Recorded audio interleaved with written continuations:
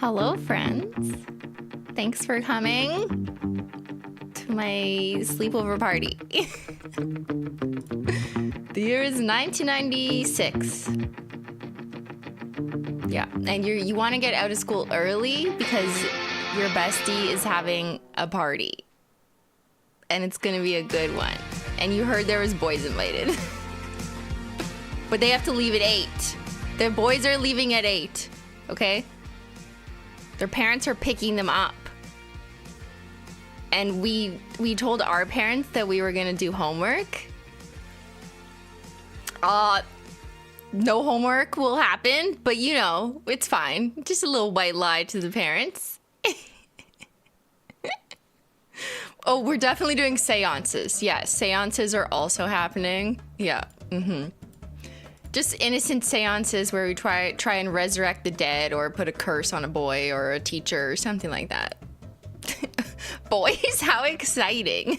Why was it though? Like, now that I think back, I'm like so underwhelming. I was a drunk sorority girl in 1996. Better get in character. I was too young to be drunk in 1996. Just a little young. I was 8, so. Light as a feather, stiff as a board. Oh my god. Who was a craft girly? All right.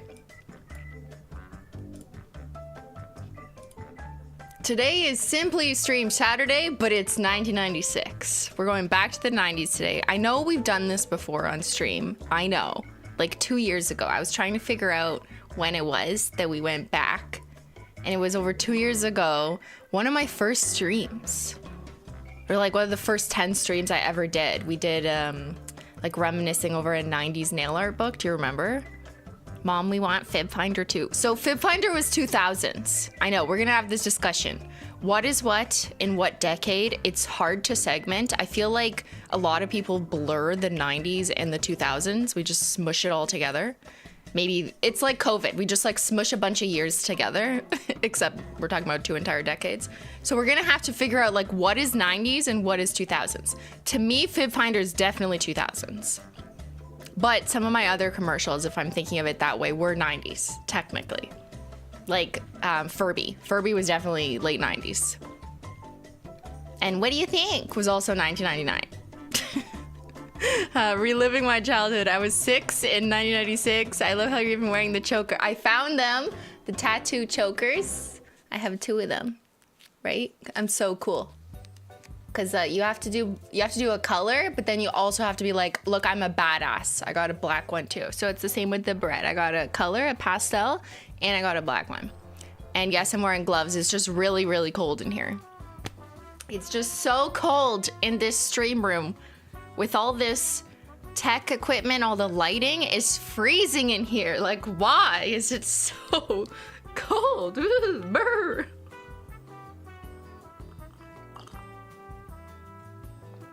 Menchie, did I hear you, girl? Oh, it's Zyler. Oh my god, Zyler. Hold on, he's eating an umbrella. Hey. Come here.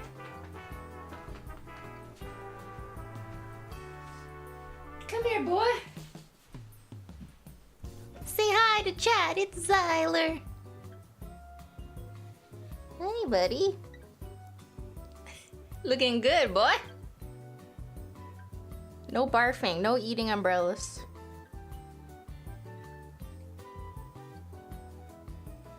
Okay. He wants to go. He gets what he wants. He's a true 90s kid. Just finishing science PhD research, but health and funding problems meant I had to change career before finishing. Memory lane indeed. Yeah. Everyone's gonna have a different memory from the 90s. Some of you were adults. Some of you were full-blown adults. Maybe you had kids. Some of you were teenagers growing up in the 90s.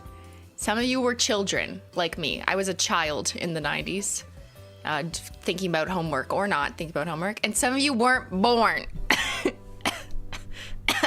What is that like? Some of you weren't born until after the year 2000. Like, I still can't wrap my head around it sometimes. I'm like, people were born after 2000? Okay, I know I'm being funny. A lot of people were born in like 2001. I remember James Vanderbeek and Tara Reid. That's it? That's all you remember from the 90s? They were iconic, though. Especially Tara Reid. Miss American Pie. Which was like not what children should have been watching. But you know, it happened at the sleepovers. So that's just what we did at sleepovers. One more month until I earn my rainbow sparkles. Woo! Rainbow sparkles at 12 months. Christine with an H. I remember Fiona Apple. Okay, before we get into what we're gonna do today, I have many activities. So let me just explain what the agenda is. I have a 90s agenda. So yes, I know my hair looks like I woke up like this, because I did, okay? I did nothing. I put my hair in braids yesterday, and I was gonna take it out to have it look like crimpy, but then I was like, no, because I need to save that so I can film some TikToks later. So I'm just leaving it in a messy right now, but it's fine. That's what happens on sleepovers, okay? And that's what we're doing. It's like a sleepover night, wherever it is, whatever time in the world it is for you. It's a sleepover, regardless. So today's gonna be a bit of a chill stream, not too long, but I'd like to do some like 90s activities. So I have a Spacemaker.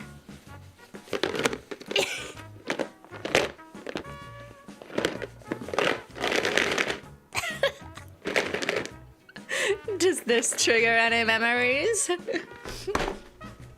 And I have some goodies in there. I've got glue and highlighters. You know what she's gonna do with that. What? Class of 96? So we're gonna do that first because glue has to dry. And I can't recall how long it takes to dry before you can peel it. Like, I actually can't remember. So we're gonna figure it out. And if it doesn't dry in time, we'll just peel it on Wednesday. Then I have some 90s quizzes we're gonna do. I found a bunch online yesterday because I wanna remind myself like what fashion was cool in the 90s, what did people wear, and what iconic like singers or movies can I remember. So we're gonna just peruse the internet for some 90s quizzes. There's also some 90s games, like just to remind ourselves what that was like think like Tetris or the snake game on Nokia. And then, yeah, fashion in the 90s, which I already mentioned. So I have a couple links just to remind ourselves to get in the mindset of like what it was like in the 90s. Britney Spears, yes and no. And this will be the ongoing debate of the day. Because yesterday I was trying to put together a 90s playlist for something. I wonder what. And I'm actually struggling because everything I thought, I'm like, oh, that's definitely a 90s song. Like, I listened to that when I was 10, for sure. And I was 10 in 1998, for reference. But so many songs were like, oh, no, this was released in 2002. And I was like, what? Like, no, was it?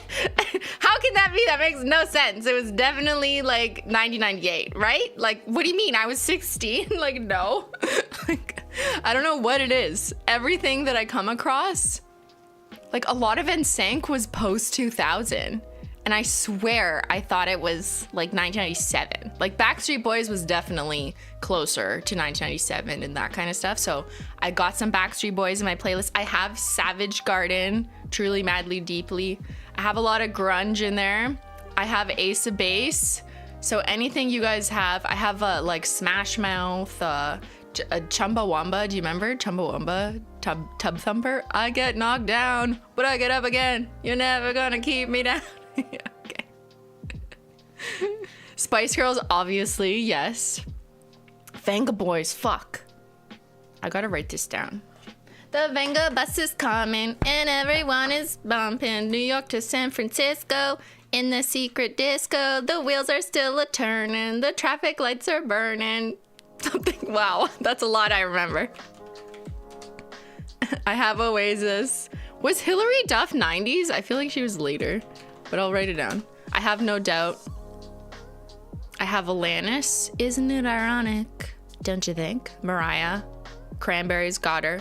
Aqua, I'm a Barbie girl in a Barbie world. Life in plastic, it's fantastic. Of course, grew up on that shit. S Club, there ain't no party like an S Club party. Got it.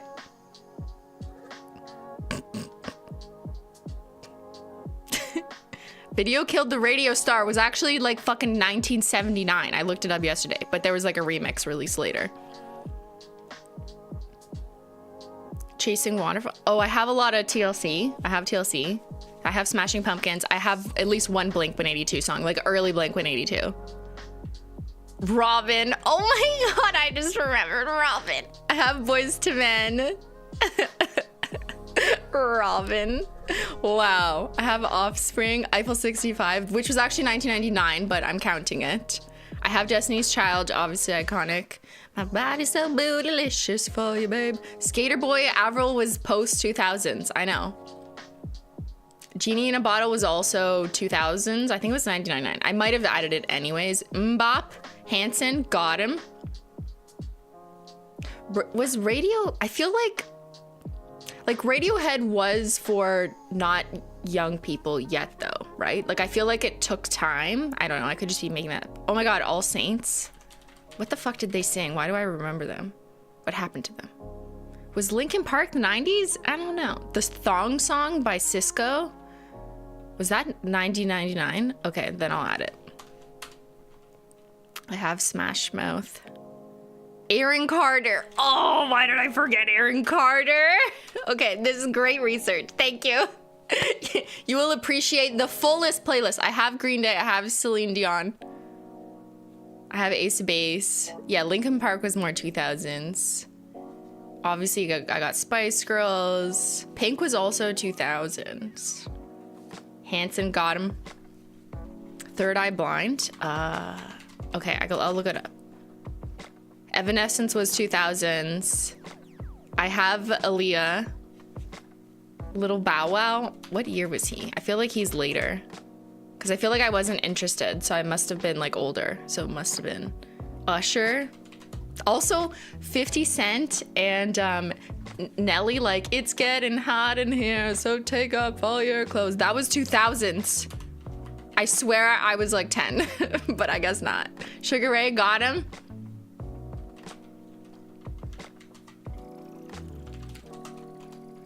New Kids on the Block. That's like very early 90s, right? Like, I do not remember standing them because it was like Backstreet Boys that I stand. It was like after that. Garbage. Oh my god. Do you remember Biff Naked? Was that 90s? I'm gonna look it up. I don't remember. I have Bex. I'm a loser, baby. O-Town. Ashley Angel from O-Town. Why do I remember this information? Painting with Zyler. Woo! The Brush Wiggle. Thank you, Mac, for the super chat. I have Savage Garden, Green Day. The Cure? That's like more obscure. I mean, I know there's classic songs from The Cure. Sugar Babes? Oh my god. Shania, got her. At least like one song.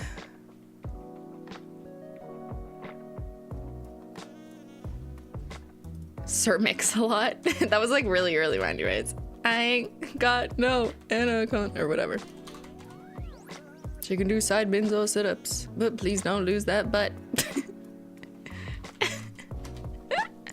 Ashanti. Okay, was that later? Like I have Brandy and Lauryn Hill's collab, which was like 1998 or something. Remember Brandy? Red Hot Chili Peppers was like their most iconic stuff was post 2000s. I know, I just looked yesterday and I was like, what? I swear it was like early. I mean, they did release an album in 97, but it just like, it's not the songs that everyone thinks of. Macarena, got that one. Macarena. Vitamin C, got her. I have Oasis. I have Blur's song 2. Sum 41 was 2000s. Notorious B.I.G. I have one.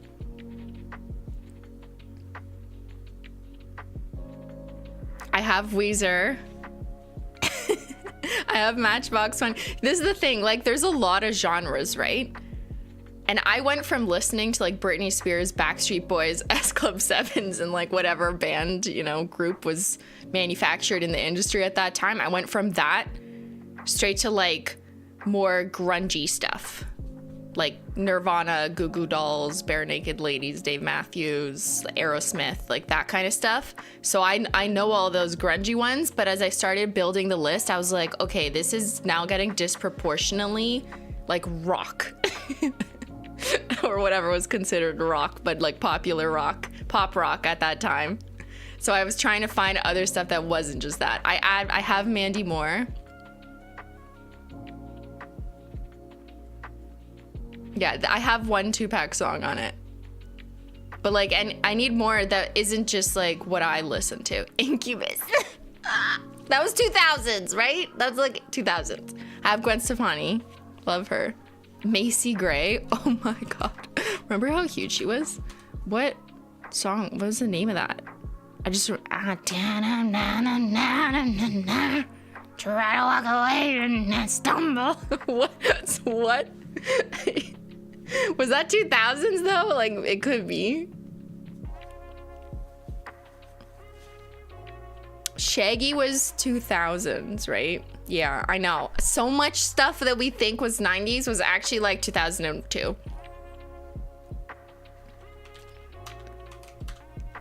Dido or Dido? Yeah, she had that huge single with Eminem, right? But I'll have to check what year that was. It's wild how much stuff came out like in 1999 or 2000. Like so much. It's stupid. Blue Cantrell was also like 2000 or something. And now when singing and go back and hit 'em up style.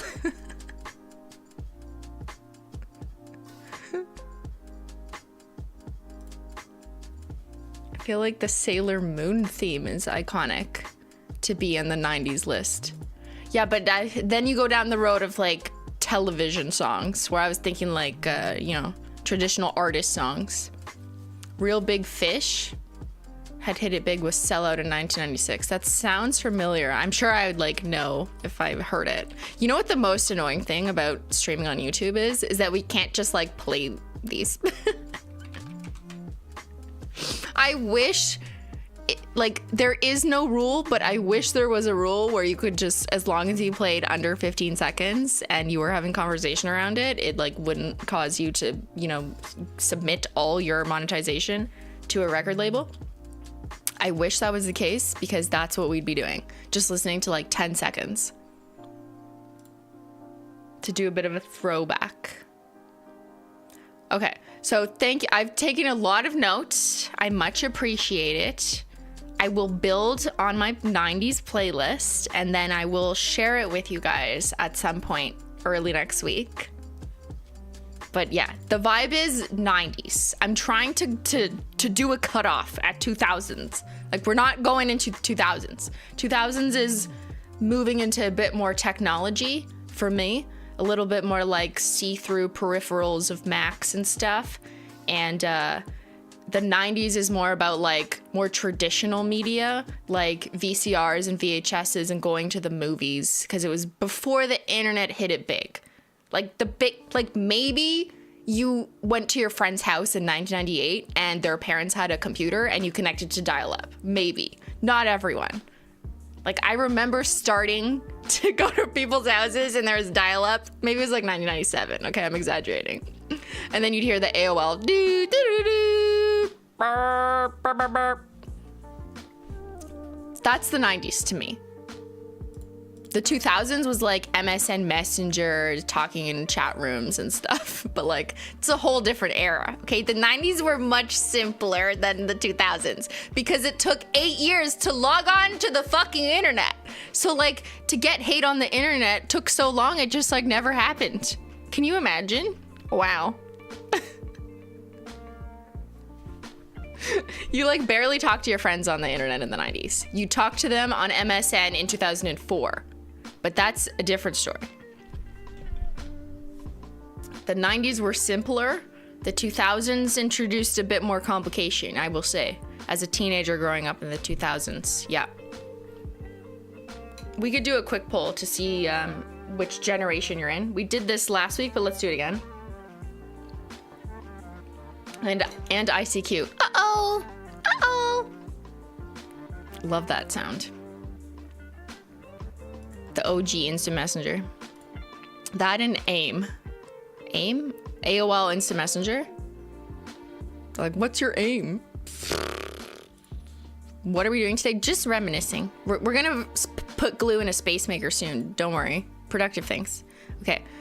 I'm gonna ask this question better. What generation are you? I'm gonna phrase it as like, when were you a kid? Because that's kind of what I want to understand. So like, you were a kid in the 2000s plus. Wait, no, that doesn't make sense. I need better categories. Hold on. Generations. What are the generations?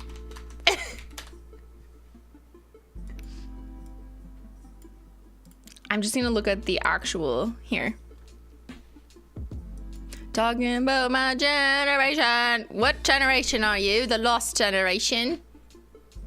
Is anyone here from the lost generation? Are you lost? I feel like we're all lost. We're all just a little bit lost. The greatest generation? Okay. Silent, baby boomer, Generation X, baby bust, Xennials, millennials, iGen, Gen Z, Gen Alpha. Wow, has anyone used this term? I've never heard of anyone saying the term Gen Alpha. Like, it hasn't trended on TikTok yet. You know what I mean? Yeah, where's the Zoomers? Well, Zoomers is Gen Z. That's just their other nickname. Okay, I only have 4 poll options, so I can't poll to ask if you were in the lost generation of 1914.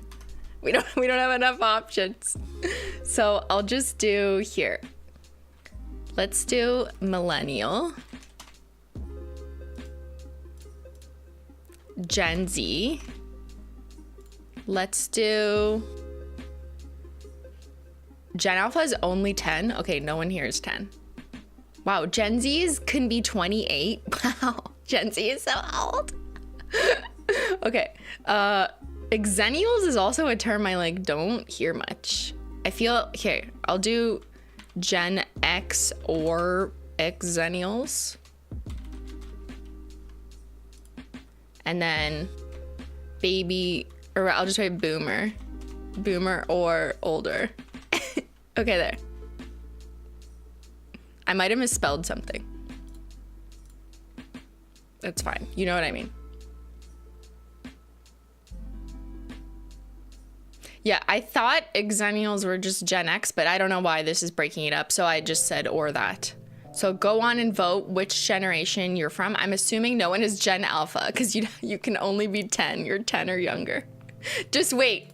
This category is going to pop off in TikTok in, give it 3 years. By the time the oldest of the group are 13, yeah, they'll be making trends on TikTok. Being like, if you're not Gen Alpha, you're dumb.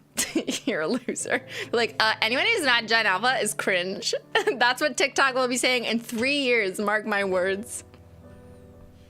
If anyone is Gen Alpha, please don't tell us. Yeah, the mods are checking the chat. No Gen Alphas allowed in chat, okay? Go on TikTok. Okay, YouTube is too old of a platform for you. You don't watch live streams. All right.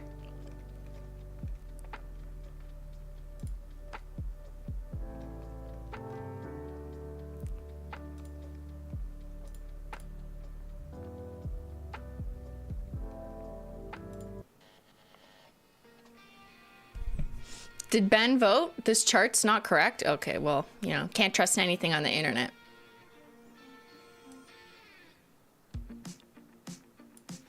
"54% of you are millennials, 32% are Gen Z, 12% are Gen X or Xennials, and 1% is boomer." That's Ben. The 1% is Ben.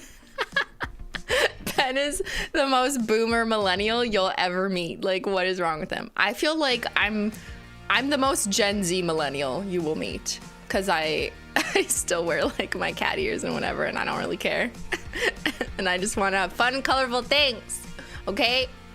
I just want to have fun on the internet. So I'm basically Gen Z. Ben is a boomer. Thank you for voting in my research poll. Which means if most of you are millennials, then most of you were kids growing up in the 90s. So you might have a similar-ish experience to me, although obviously it's regional and a bit different. But yeah, I thought we would start off with an activity that I did as a child, which was put glue on a Spacemaker. So let me explain. Or maybe I shouldn't explain. It's better that way. I don't need to explain. Just watch. You'll see. You'll see why. It's fun. All right. So you get to class and you have all your coloring pencils, your highlighters, the mechanical pencil that you pretend to give yourself shots with, because that's just funny when you're 10. And you carry them all in your Spacemaker. It takes up so much space, which is ironic. Like, it literally takes up space because it's not compactable like the canvas ones, which you had an option of buying, but no, you wanted this one because it had the word Spacemaker and branding was everything when you're 12. Look at that. It was see-through, so you could see like how rich you were with all your highlighters. Like, I'm the kind of kid who has every color highlighter. Check it out, everybody. We called that a pencil box. Okay, only losers called it a pencil box. It's a Spacemaker.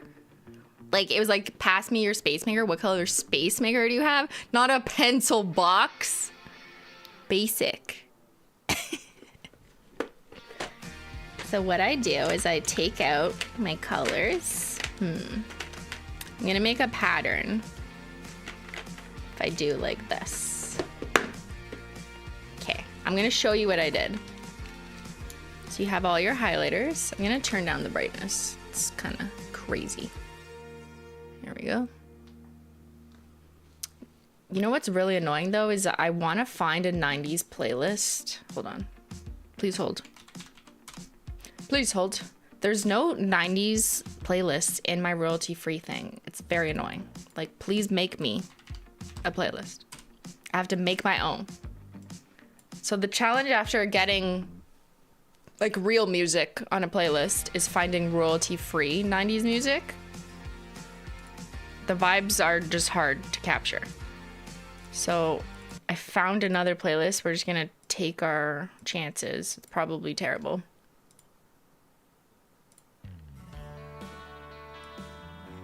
But whatever. Here it is. Royalty-free 90s music.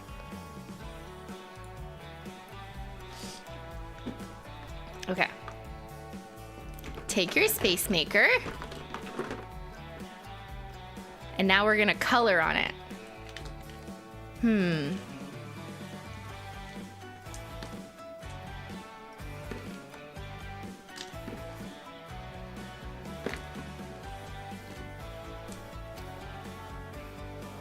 Taking my yellow.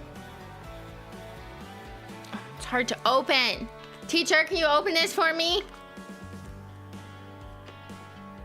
So what you do is you just color the plastic like this. Make sure you get in the words. Now, depending on what type of child you were, some people would color in the letters with like a black Sharpie or like a blue Sharpie, so that when you see the final reveal of what we're doing here, it would say Spacemaker, but I preferred the more subtle approach where you just have it blend in. But, you know, it depends how much you want it to brag that you have a real Spacemaker. Because there were fake Spacemakers, right? Like, you could buy a fake Spacemaker at the dollar store. It just didn't have the branding on it, but it was otherwise the same. I don't know. Some people would argue that the plastic was inferior. So I'm going like this. I'm going to do a bit of a sideways blend, because gradient is what I'm going for. I'm going for a bright gradient. Yeah.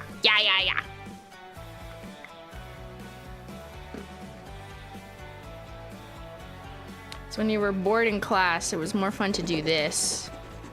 It was either this or highlight your entire page of notes, which I am guilty of doing. Did anyone else over-highlight all their notes? Like, what was the point? Look, see, I'm doing a blend. Don't worry, I'll come back with the other one. Just want to make sure I got enough on it. You know what might have been a better call is those liquid gel ones. You know those liquid gel highlighters that you could basically break open, and then the highlighter liquid would just go everywhere all over your hands. Lovely. Do the Spacemaker letters transfer over to the glue? Yes, they do.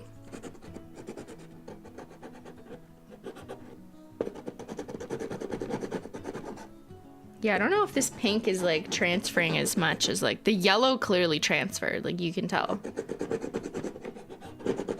They don't make highlighters the same way they used to make them.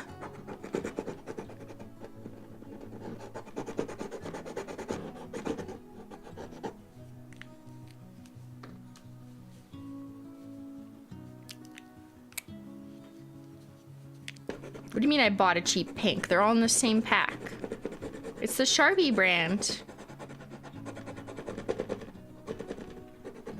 So this is purple. Purple highlighters never did anything. Like, what was the point of a purple highlighter? Let's be honest with ourselves. Like, it doesn't highlight anything. It just makes it dark.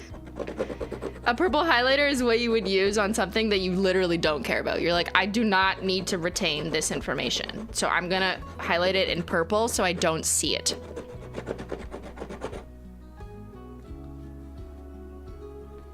I never did this as a child, and now I feel like I missed out. This is all I did as a child, okay? Children are on TikTok today, and children were doing this in the 90s. Like, literally, this is all I did. Like, what else did you even do? I don't know.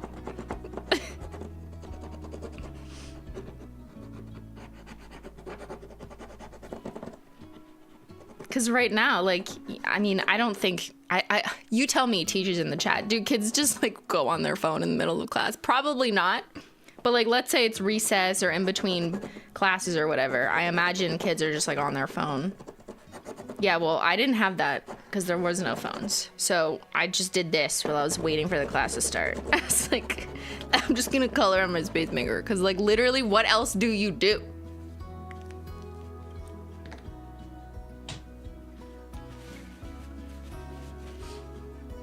This and doodling, which I consider basically like the same thing, right? This is doodling, but it's doodling with a purpose, because you'll see.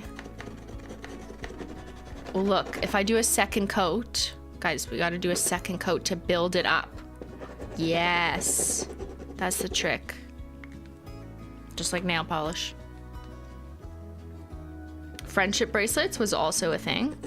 I used to take my string to class, and I'd take a safety pin and pin it to my jeans or my knee. And then when you sit down on recess, you could just continue your bracelet from the pin on your knee.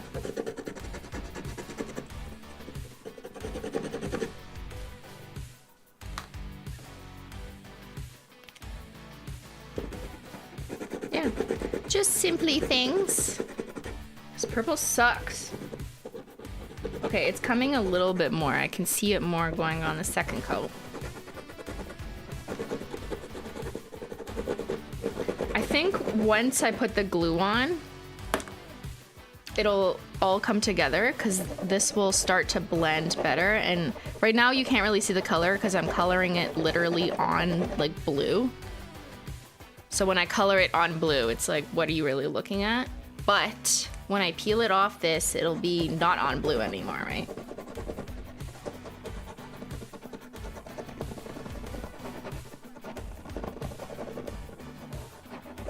The other option people do is use like traditional Sharpies, so not highlighters, but I'm using highlighters.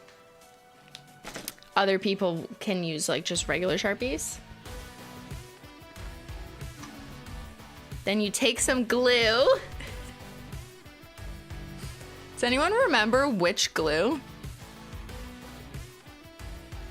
Like, I feel like it was always white glue. I feel like I only had white glue, but clear glue looks so obvious to use. You know what I mean? I'm just like, wait, clear glue? That sounds smarter because then it's clearer. But it was always white glue. Yeah, it was always white glue. Like, we didn't have clear glue back then, right? That was like a new invention. For sure it was white. Okay, just checking. I just bought both. I couldn't remember.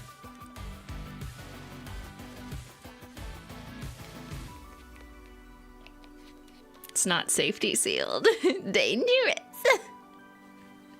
Okay, ready? Then you're gonna take your glue and you're gonna fill it. Fill the gap. I love filling plastic with glue.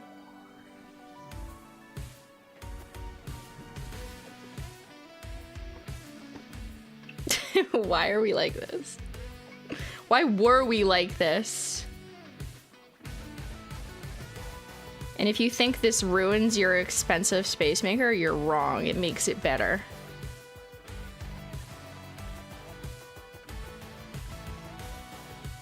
So look, the color's already kind of coming up by accident.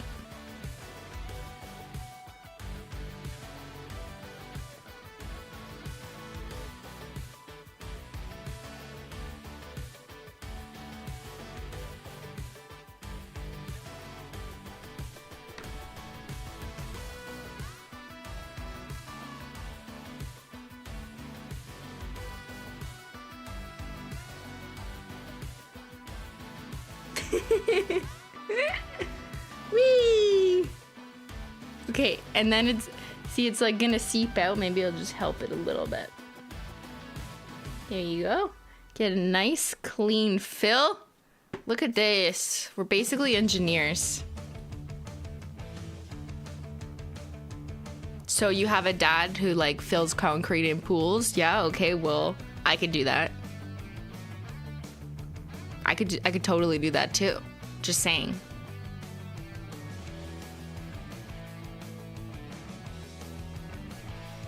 Pop the bubbles. Oh no, there's bubbles. Pop them.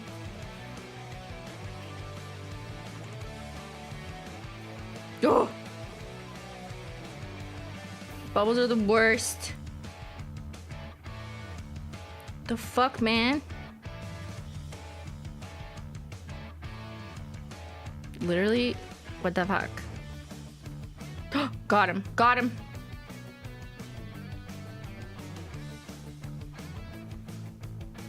Oh my god, I got I got glue on my gloves. No.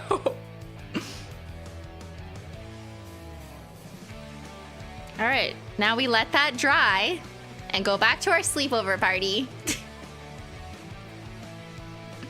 Whee!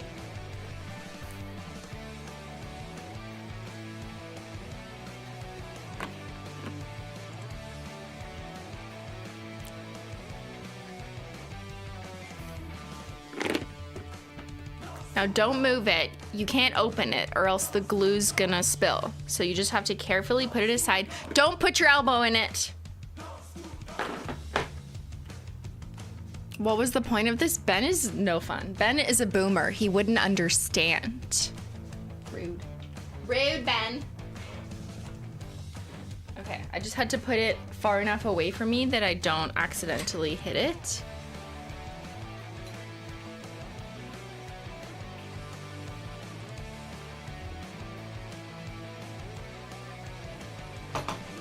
Ben, we're making you a bookmark for your boomer books or whatever. Boring. For your boring boomer books? Ew, who reads? Reading is boring. Okay, next up, there's a website that I wanted to show you. Hold on a second.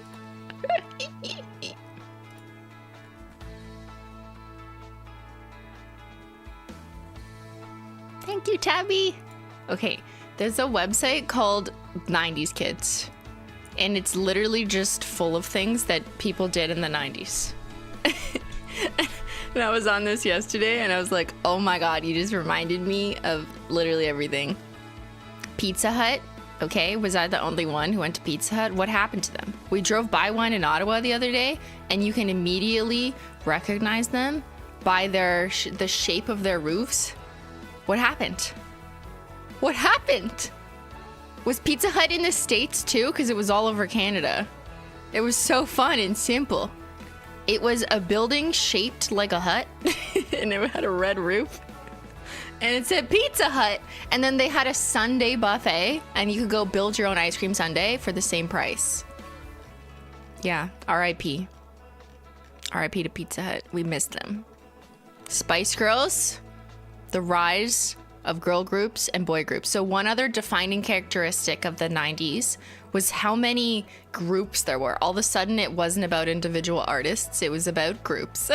But groups who had very distinct personalities or characters, and each one of their characters like did something different. So I think like the Spice Girls is probably the biggest example of that. Literally because they called themselves the names of characters like Posh Spice, Baby Spice, or, you know, etc. But yeah, then there was the Backstreet Boys. Then there was NSYNC, who came after, so they had like rivalry. But then there was like so many others, right? We started to see all these other girl groups popping up that never really hit it as big as like Spice Girls or Backstreet Boys. But it was a huge defining characteristic of the era that has since faded out. It's not really as common that you'll see these groups that are pushed as much, and I think maybe a lot of that is because the industry was kind of manufacturing this at the time. Remembering Windows 98. Oh my god. Okay, millennials, what is this trigger, this picture right here? Oh my god. This right here. What does this mean? When your free space sliver just became like a small little sliver, you're like, no, I'm out of space. I need to defrag my computer and it's gonna take 27 hours. Fuck. Horrible. So this is what a computer looked like in 1998. Everything was gray. Actually, it's gray now. When I look at my space bar, it's still gray on whatever PC this is. I don't know. But yeah, this was not the first Windows. I think the first Windows came out in like, I don't know, 93 or 4 or something. But Windows 98 was like once they worked everything out and everyone had a computer, you know, or most people, not everyone. More people, it was more common for the average household to have a computer, or at least you go to your friend's house and like someone had a computer. And this is what the first main Windows that most people had looked like. Look at the pixelation in it. Email, and it took fucking forever to go into Internet Explorer. This represented how much free space you had left. And it was always like anxiety. I looked at my C drive space all the time because it was like only me who really used the computer. And I used to store pictures a lot once we got digital cameras. Or I got a scanner and then I would scan pictures. So it would take up so much fucking room on the computer. And anytime you installed a game, it also took up so much room. So that's my memory when I see this. I'm just like, no, I don't have free space. Fuck.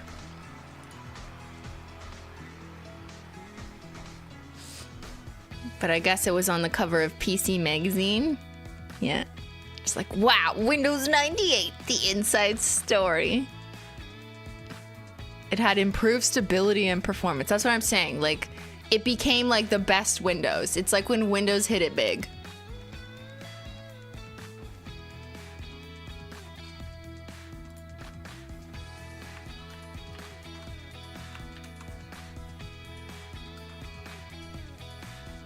I didn't really watch Saturday Night Live. I think I was too young. Okay, I know that's a stupid comment. It still exists today. But like, I don't know. I just never got into it because I wasn't into comedy yet when I was 8. I was still watching like dumbass cartoons or whatever. AOL. Oh my God. Okay, I want to read this. This is what the internet looked like. Okay, listen up, Gen Zs and Gen Alphas who aren't here. The year is 1997. You spend 8 minutes trying to connect to the internet, and you hear doo, doo, doo, doo, doo. And then someone picks up the phone by accident because they want to make an outgoing call to, you know, whoever, the lady from the tea club. And then you're like, Mom, get off the phone. I'm trying to get on the internet. Stop. Because you couldn't use your phone line and your fucking internet at the same time. Do you know this? Listen, Gen Z. Yeah. It's like if you couldn't access TikTok and call someone at the same time in your house. No one in your house can call someone while you're using TikTok. Can you imagine? Yeah. I mean, now no one calls anyone, so who really cares? But let's say you live with your parents and you're on TikTok. They can't use their phone until you get off. That's what it was. It was a constant household fight. I feel like this is what incited so much family drama in the 90s. The very dark time of having to fight over who gets access to information or friendships. Like, you literally couldn't talk to more than one person whether on the internet or the phone at the same time. And I remember having, like, once I got to high school, so this is later in the 2000s, there'd be like always that one rich friend who got 2 phone lines in their house. So like people started getting like, I got 2 phone lines, don't worry about it. So now daddy can make his business calls while I go on the internet at the same time. But then like the average family didn't have that. It was just one phone line because like, why do you need 2 phone lines? Like no one needed that until the internet presented that problem. We had 2 phone lines in my house. Oh, you're exposing yourself, Amy? Yeah, it was fancy. It was fancy. Having a phone in your room was rich too. Yeah. Because what was the point in having a phone in your room if only one person in your household of like, let's say the average household in the 90s has 4 people? What's the point of having a phone in your room if only one person in the house can use it? The only point, let me tell you what the point was so your parents could spy and listen in to who you were talking to. That was the only point of them giving you a phone in your room. Yeah, okay. Because you had a VTech phone and they gave it to you for your birthday and you were like, oh my God, my own phone. But it's not your own phone. It's a lie. Because they could just pick up their phone from the downstairs and hear what you're saying and literally tell you to get off the phone. They'd be like, Chris, you've been on the phone for a while. I need to make a call. Can you get off? And then you're like, how long were you listening? Yeah. So it was always a lie. You never got your own phone. No. Anyways, back to the internet. When you logged on to the internet, it was only AOL, I think. I mean, like, there might have been another third-party service offering the internet. But from my memory, even in Canada, we had America Online. Like, connecting Americans and apparently Canadians and maybe other people around the world. Let me know if you're not from America or Canada. Did you also connect to the internet on AOL? Did like just this America branded internet service was just for everyone? There was Netscape, but that was like later, right? I feel like AOL was first, but I could be wrong. Canada is in North America, true. I used AOL in Germany, yeah. Yeah, Netscape, Netscape was like the next thing that came out, but I feel like AOL was first because they really got a chokehold on everyone. Anyways, they gave you news. This one says 2007, so it did look a little bit worse in 1997, but founded in 83, but no one was using it in 83. No normal people. So it had its peak in the early 2000s. Yeah, this is more like 2000s aesthetic because it looks a little cleaner, but some of this is what I remember when you like log on and then you see the channels. There was like AOL Today, computing, personal finance, lifestyle, shopping, health, families, kids, local. That's it. Guys, there's no chaotic TikTok. There's no chaotic TikTok trend button. What are you gonna do? You play games? Yeah. I wonder when... Okay, here, look. In 1999, the company purchased Netscape. Okay, so they bought Netscape to, like, take out their competition. And then they, I guess, just used both. Or they merged with Time Warner. Okay, yeah, I kind of remember that. But I don't know. I was a kid. I wasn't paying attention to, like, this business stuff. But then they went downhill in the mid-2000s. The rise of broadband internet made dial-up services like AOL's less relevant, and the company struggled to adapt to the changing landscape. In 2009, AOL was spun off from Time Warner, and the following year, it shifted its focus to becoming a media company.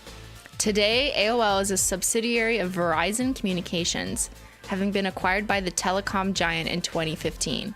It no longer offers internet services. AOL remains a significant player in the digital media space with properties like the Huffington Post, TechCrunch, and Engadget under its umbrella. Okay, so it turned into like a media discourse company as opposed to an internet service provider platform type thing. It's just wild though to think of how huge it was. Yeah, its legacy lives on as a pioneer of the online world we know today. That's wild. I mean, it's always going to be like, why does it need to? It doesn't need to exist in this form today. That makes literally no sense. But yeah, it's just, this was the beginning of the internet, which is so interesting to know that like it was always just kind of one company curating news for you, right?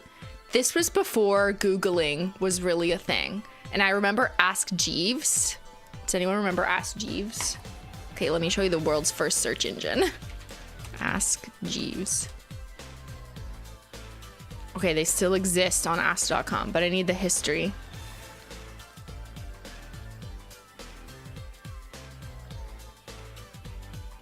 They rebranded to just Ask, but it used to be Ask Jeeves. Give me the pictures.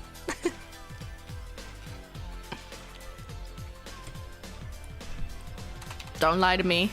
I know my history.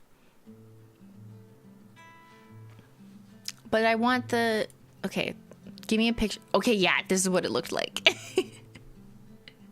This was the internet, guys.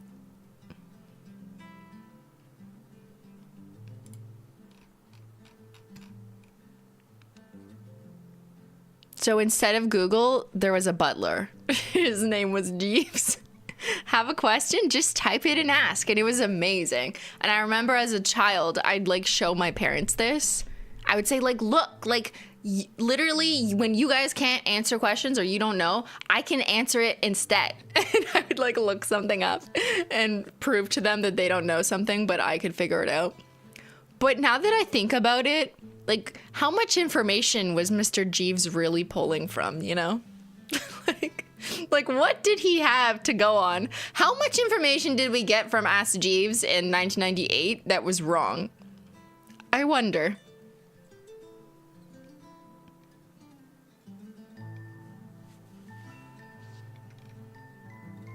Because it's basically AI or a version of it. So it needed to be worked and trained, but this was like the very early days of that kind of stuff, at least as exposed to the average online consumer, like regular people in their households, not scientists or whatever in labs. Crazy.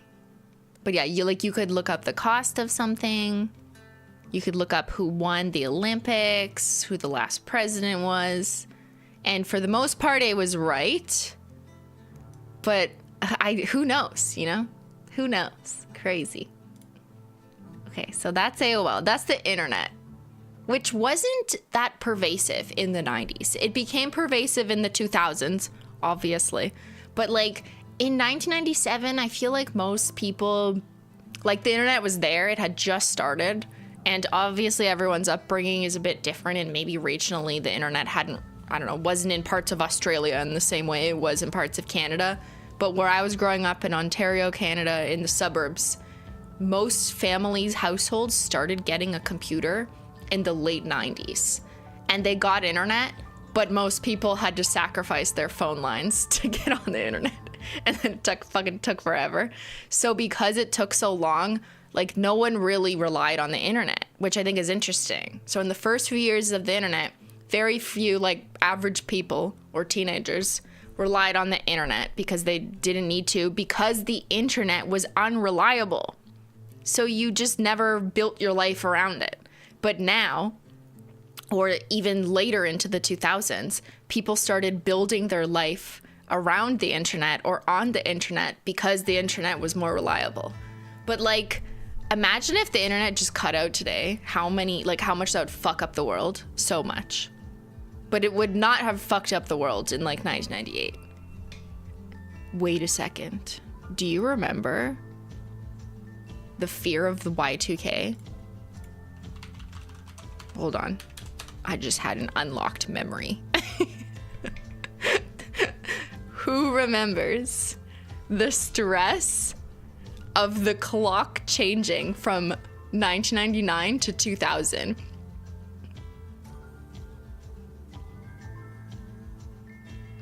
I'm gonna do a poll and I want you to be honest.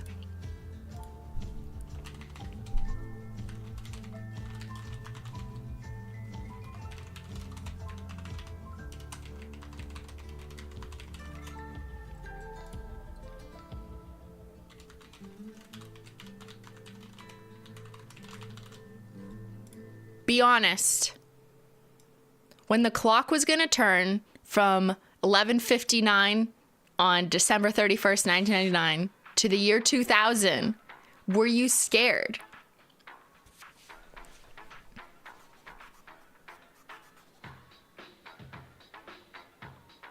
Y2K preppers were wild. I wasn't scared because my dad was one of the tech folks that had been working on stopping it from happening. Wait, what? Stopping the year 2000 from happening? Or you mean like the perceived explosion that would happen? What was the scare? Okay, let's remind myself, because I was 12. Yeah, I was 12. So I was a child. So my vague memory of it, because I don't know, I wasn't educated on the topic. But my memory was like the media was scaring the fucking shit out of me. Like magazines said that, like, are you ready? Are you prepared? Turn off your computers, gather your firewood, to the point that my grandma, like one of my grandmas, stockpiled a bunch of fucking like logs for the fireplace. In her house, she started giving our house a bunch of logs for the fireplace because we had like a fireplace that wasn't a gas fireplace, like a normal fireplace, because she thought that I guess all electricity would cease to exist or something, and we might need to live off the fire. So kind of like the effect initial days of COVID had, where everyone went out to Walmart and bought like stockpiled toilet paper and supplies and canned food. People did that, okay, in December of 1999, because they thought that when the clocks turned 2000, the systems would not be able to handle it and all of our electrical grids would just die. Like that's the most simple understanding that I recall. But let's read about what it actually was. Like, yeah, hysteria would be a good way to describe it, but it was crazy. And if you're a kid during this time, like, you don't know what to believe. You're just like, oh my God, the fucking world's gonna shut down next month. What do I do? Let's read the Y2K bug. A problem in the coding of computerized systems that was projected to create havoc in computers and networks around the world at the beginning of the year 2000. After more than a year of international alarm, feverish preparations, and programming corrections, few major failures occurred in the transition to 2000. Because a lot of like bank systems, even checkbooks, I know this isn't like that big of a deal, but people had like printed checkbooks that always had like a 90, like 19, and then the blank for you to fill in the year. It's like no one thought that the year 2000 was ever going to happen. So like there was no systems that were prepared for the first 2 digits of the year to switch, because systems were, you know, shittier back then, and like the coding required more effort and it wasn't as easy maybe to change those. And maybe they originally coded websites, banking dates, or whatever to just have a fixed 19 as the year because they started it in like the 80s or something. And they only had like the last two variables more flexible. I think that's part of the issue. And they like didn't know if they'd be able to successfully switch the 19, the beginning of the year, to a 20. And they're like, the banks are just gonna crash. Everyone's money will be lost because we don't know how to put the date on it. Crazy.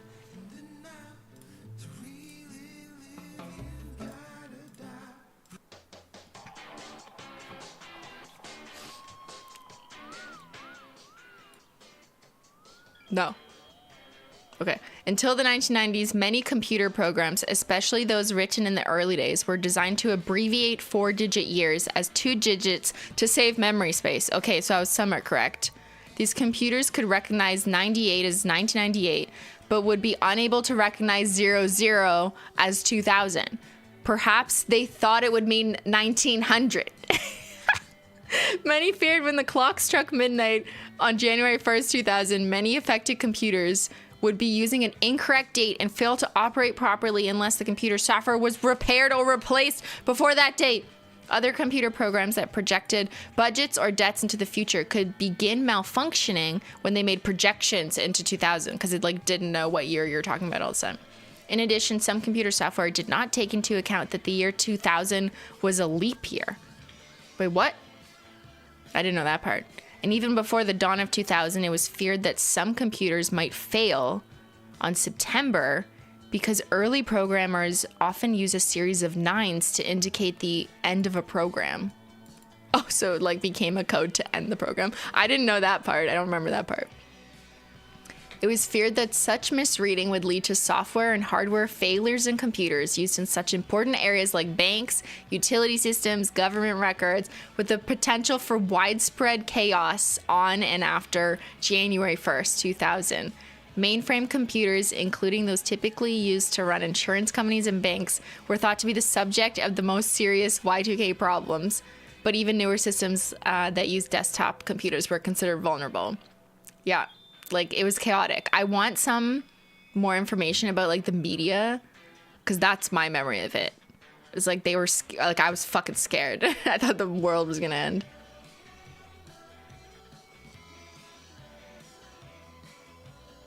They worked feverishly to try and make sure nothing happened. President Clinton signed the year 2000 Information and Readiness Disclosure Act. Like, what? There was U.S. policies around this? Holy shit. I was a bank teller and had to work on Jan 1 to make sure everything was working. It sucked. Oh my god. Shout out to you, Jenny B. Oh, I missed super chat. Thank you, Dawn. I was 19 and at a party. My friend's parents pranked us, and at midnight, they hit the breaker to shut off the power. Yeah, definitely, like, I could see that happening. Okay, let's close the poll. 1999 was going to become 2000. Were you scared? Be honest. 42% of you said no. 25% though said yeah, you were honestly scared. And 33% were not alive or paying attention. All right. I think if you were older, like maybe a teenager or older than that, you were like less likely to, I don't know, fall victim to like the media hysteria around it. But if you were like 12 like me, like you don't know what to think. Even if your grandma's kind of crazy and she's stockpiling wood, you're like, okay, like, oh, I'm scared. That was me. The British government announced that its armed forces would be prepared in time and would provide assistance to local police. Like, oh my guys, like the governments were scared that all the computers would just fuck shit up, guys. This is a big deal.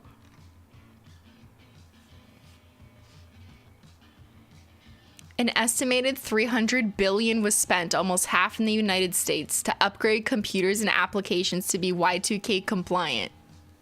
As the first day of January 2000 dawned and it became apparent that computerized systems were intact and everything was fine, reports of relief filled the news media. There was no problem. It was fine. These were followed by accusations that the likely incidence of failure had been greatly exaggerated from the beginning. Those who had worked in Y2K compliance efforts insisted that the threat had been real. But yeah, like I still believe there was concern over the systems not working because they were not coded to be that way in the first place. But did the media misrepresent the consequences of it? Like that's the real question, I think. They maintained that the continued viability of computerized systems was proof that the collective effort had succeeded. In following years, some analysts pointed out that programming upgrades that had been part of the Y2K compliance campaign had improved computer systems, and that the benefits in these improvements would continue to be seen for some time to come. So they had to fix shit anyways, okay? Computers sucked in 1999 anyways, so this was just pushing them to do better. Upgrade your codes. Panic sells papers. True. The media never exaggerates. Yeah, right. Crazy. I want to, like, is there some visual assets? Yeah, here. Oh my god. Okay, this is what I saw. Time. The end of the world. Y2K insanity. A guide to millennium madness. Or like this kind of bullshit. Doomsday countdown, the final days. Year 2000 computer bug will turn machine against man. Like what? That's not at all what like the computer scientists were saying is gonna happen. Holy shit. No, that's like the year 2030. Okay, like you got a wrong decade. Oh shit.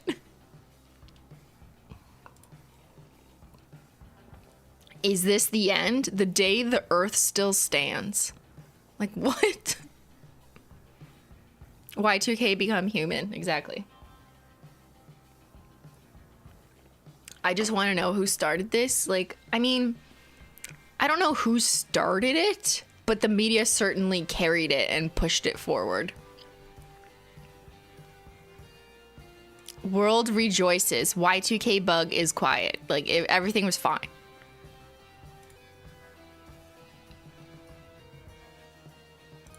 Newsweek, the day the world crashes. Can we fix the 2000 computer bug before it's too late?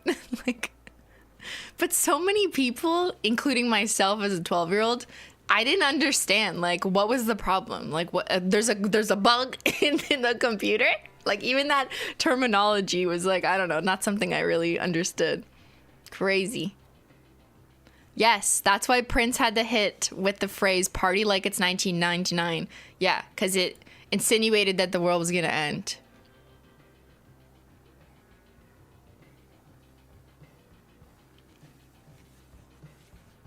Oh, look. There's an example where I guess the clock reset to 1900 because this one in French hadn't coded it to switch to 2000.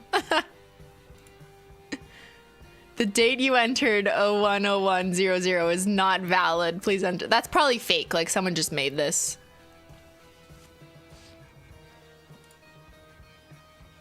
Yeah, I don't believe these are all real either.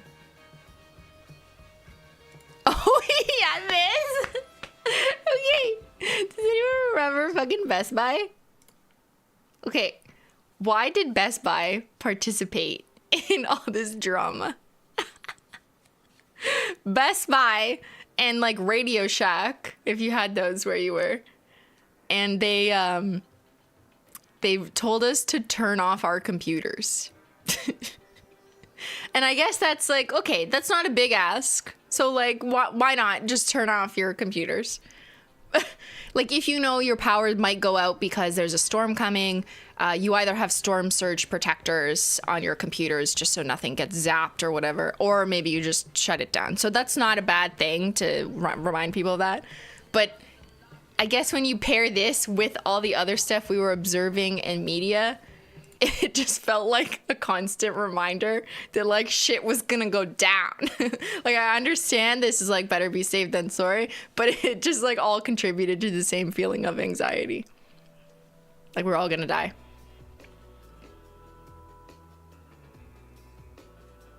Turn off your computer before midnight. Yeah, brought to you by Best Buy. And remember to shop at Best Buy on January 1st when you need a new computer.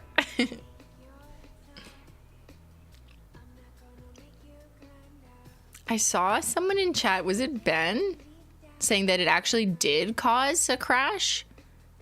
The year 2000?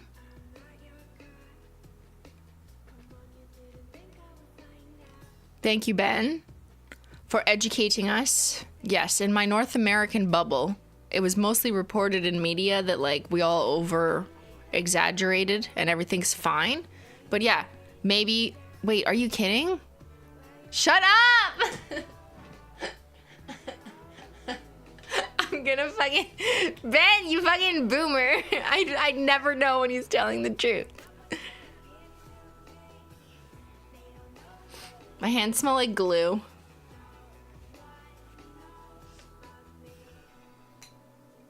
Ben, stop. I was ready to like apologize. Because I was like, wait, I forgot about France, apparently. I'm sorry, France.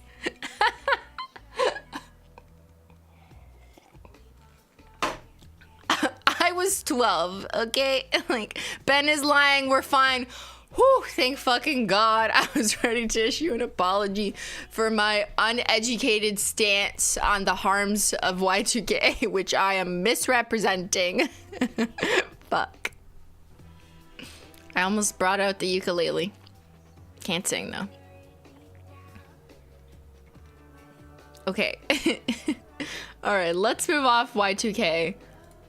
I would like to do some quizzes since we're experts now.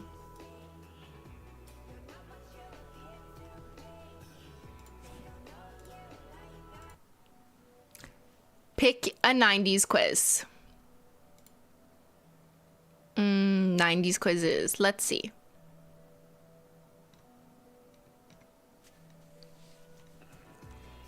Can you identify these toys from the 90s? Okay, let's do that. 90s toys. So this only works if you were a child in the 90s. Because if you were like a teenager, you weren't playing with toys, you know? If you're a millennial, you definitely grew up with these toys. See if you remember their names. It's harder than it looks. What's the name of this doll? Diva Stars, Groovy Girls. It's Betty Spaghetti, right? Oh my God. I didn't even have one. But like her arms are like spaghetti. Oh, the fucking dog robots. Oh my God, I love these guys. What's the name of this toy? Oh, fuck. I mean, I don't remember. These are all very similar. Poocha? Chipu. Poochie? I think it was Poochie. Yes! You're just a dog robot. It was a robot that moved like really shittily and it would fall over. Like, and instead of your parents getting you a dog, they got you this. I don't remember the name of it. These were so weird. Like, what is this toy? Like, we just threw it at each other. Was it a gack ball? Because a koosh has like the tiny little lines. It's a bumble ball? Okay, I can't remember. Thanks, chat. Oh, was it a skip it or a whip it? Okay, you put this, when I said that I colored on my Spacemaker, there was other options. I lied. You could do things like this in the hallways of school. You could put this around your ankle and then swing a fucking random ball around. It's basically like hula hoop, but for your foot.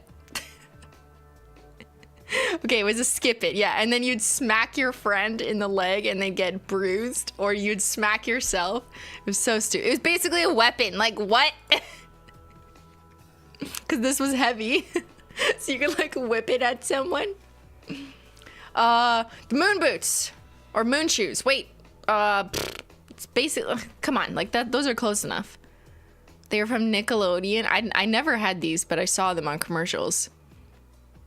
They're for your feet, and you walk on them. And I guess they felt like you were walking on the moon. I don't know. I never actually wore them.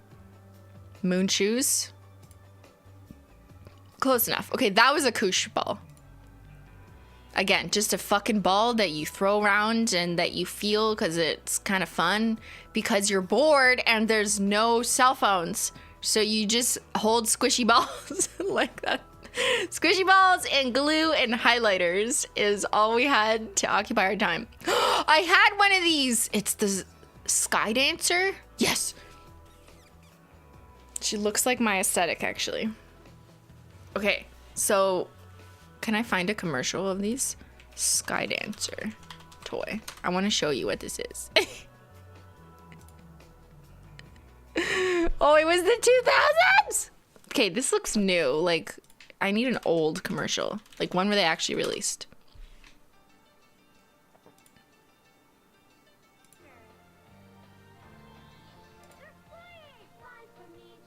Me, Skydancers dance for me.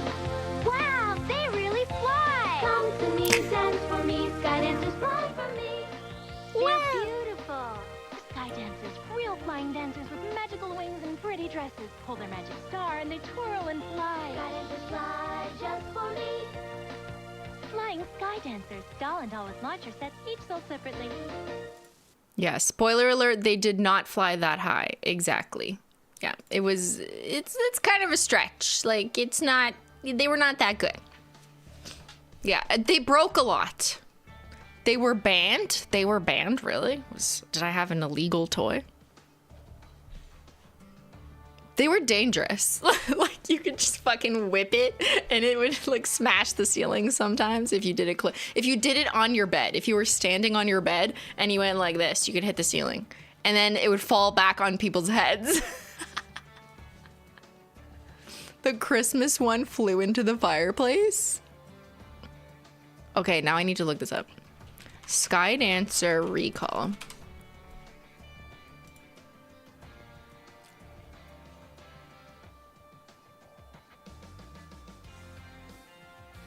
Over the course of 6 years, the toys caused over 150 injuries to adults and children, including eye injuries, scratched corneas, temporary blindness, broken teeth, a concussion. Like, I shouldn't be laughing, but I'm just like the ridiculousness of that toy. Thinking like that anyone thought it was a good idea to sell a toy whose purpose was to fly in the air uncontrolled. Like, what? Oh my god. Requiring stitches. At some point, the U.S. Consumer Product and Safety Commission thought enough was enough, kids, and stepped in. Ended up recalling 8.9 million Sky Dancers. Aw, poor Sky Dancers. Their career ended quickly. Unsurprisingly, you can find them on eBay. Oh my god. Okay, that's just like not real. Oh, this is for the dragonflies. Okay, I guess this was the gendered boys version of the same thing. Yep. Might as well have knives for wings. Imagine like the level 2 was that they were hot. Like they were 1,000-degree Sky Dancer wings. Like 1,000-degree knives. It's like YouTube logic. Just constantly leveling up. Broken rib. I need to know how. Let me guess. Okay, you're jumping on the bed. You're jumping on your parents' bed with your siblings, and you're doing these things, and then one falls and hits you on the face, and then you fall over with your ribs on the dresser, on the sideboard of the bed, and then that's how you break your rib. Which is eerily close to how I split open my face. Did I tell you guys this story? I feel like this is a story I didn't tell you. Story time! In the 90s. Oh, I wish I had a picture. I don't have a picture. I wish. Okay, but do you see this? Do you see that scar? There, now you can see it.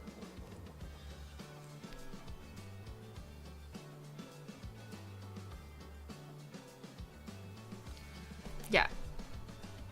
I have a forehead scar. I'm a tough 90s kid, okay? Sorry, there's cat hair in my nose.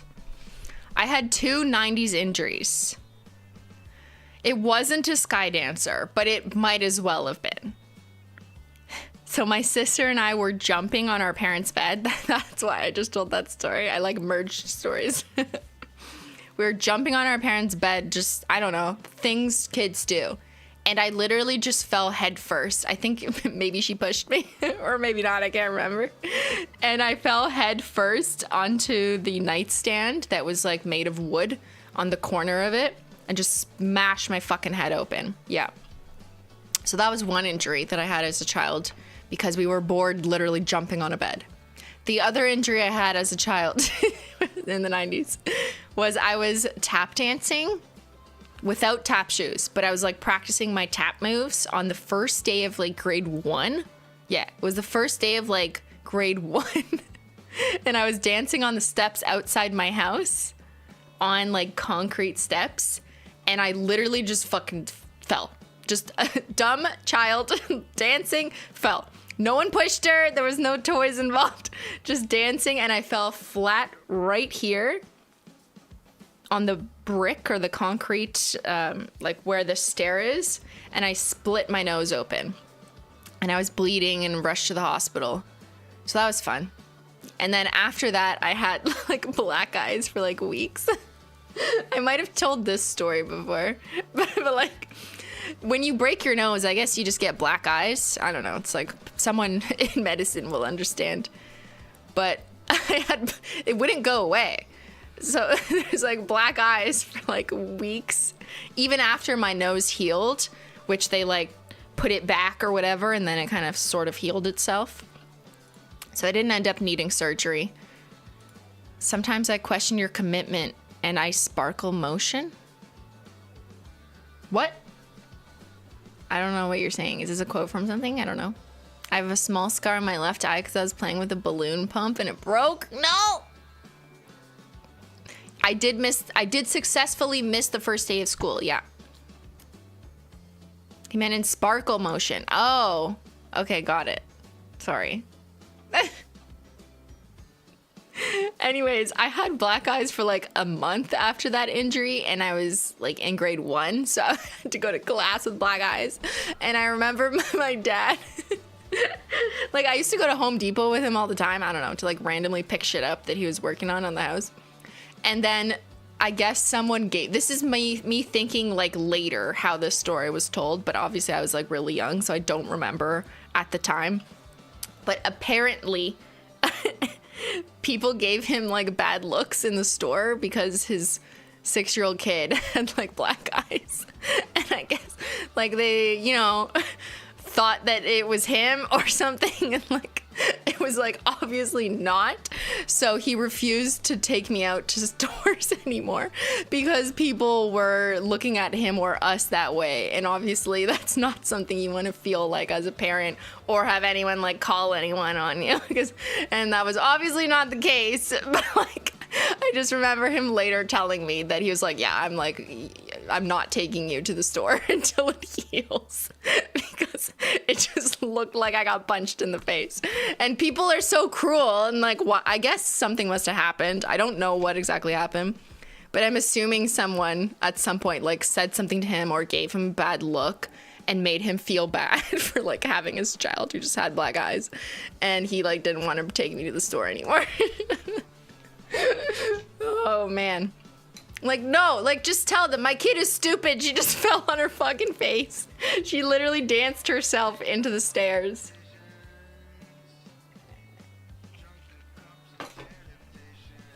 Anyways, I wasn't allowed out of the house after that for a bit of time.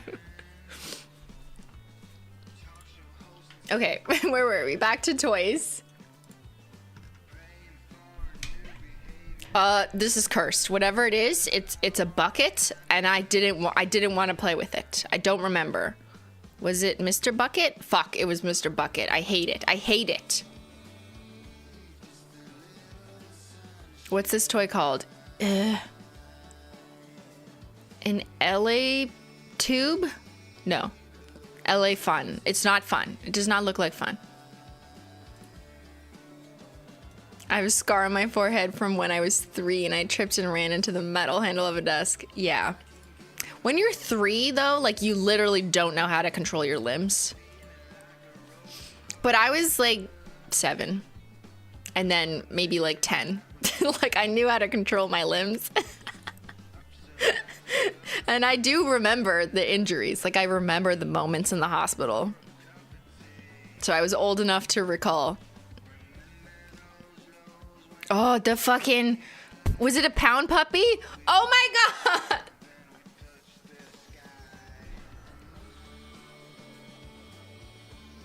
Wait, what was that dancing guy? What the fuck is this? Oh my god, I'm scared. Guys, I'm scared. Help. Yeah. Okay, if you couldn't get a Beanie Baby, there was a Pound puppy. Like, just everyone's trying to capitalize. He looks like Julian. Oh my God, it's Julian promoting Windows 1995. Why didn't he tell us about this? Sir, you got a sponsorship from Windows 95 and you didn't even fucking tell us? It looks like Julian if he was a DJ. He's saying, hey, buy Windows 95. Yeah, sorry that I'm announcing it here instead of him, but he's doing promo for Windows. Do you remember that Cabbage Patch doll that was eating kids' hair? It was all over the news when I was a kid. I do not recall that, but now I need to look. Cabbage Patch doll eating hair. What? Can I watch this on... It's just eating hair, right? It's not like violence.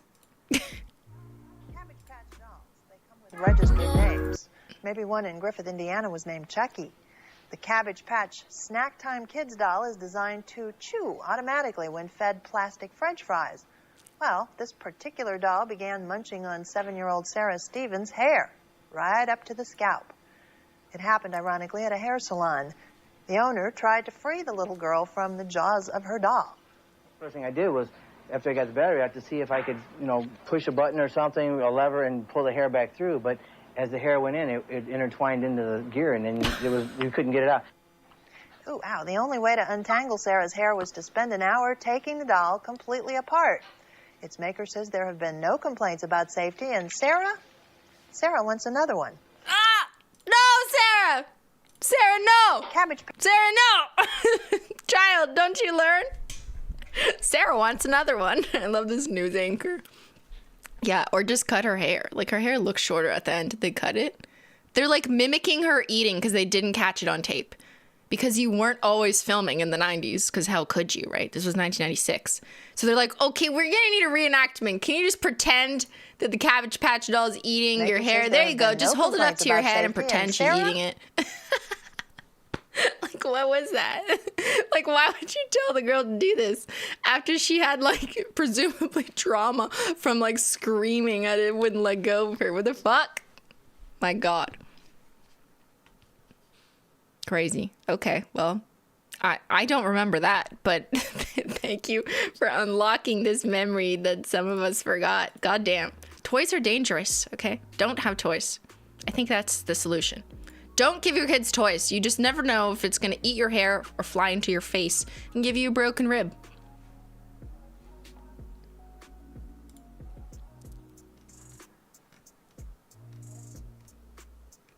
Okay, let's get off toys because I'm scared.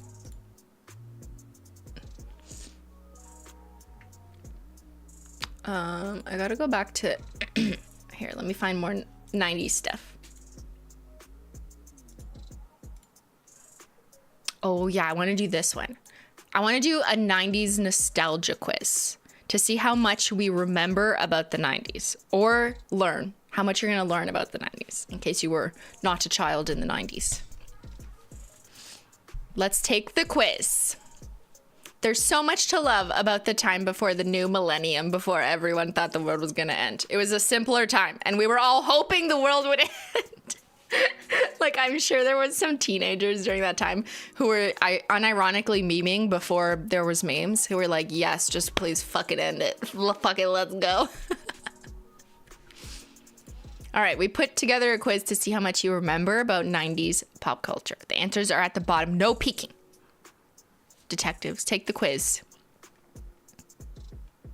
What was the name of Corey's best friend on Boy Meets World? So this was a show called Boy Meets World. That's why Shia LaBeouf is famous from this. If you're like, wait, he kind of looks familiar. The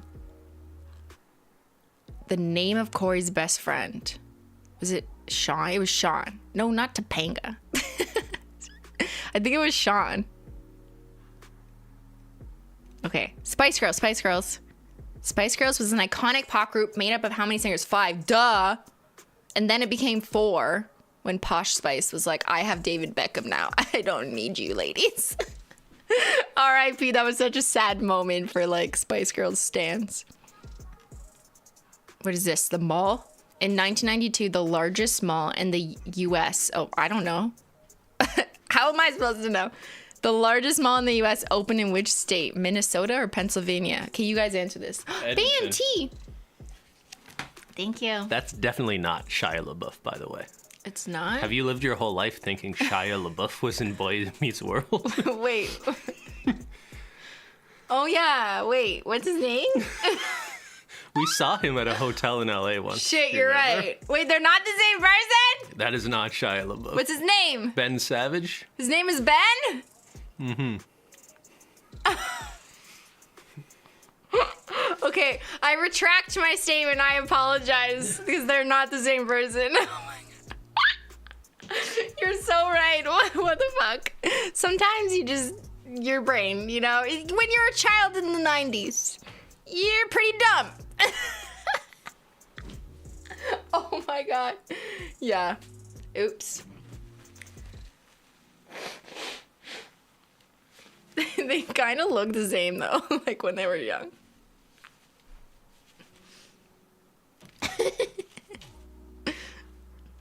Okay, where were we? I have tea now. Thank you, Ben. This tea is from the 90s.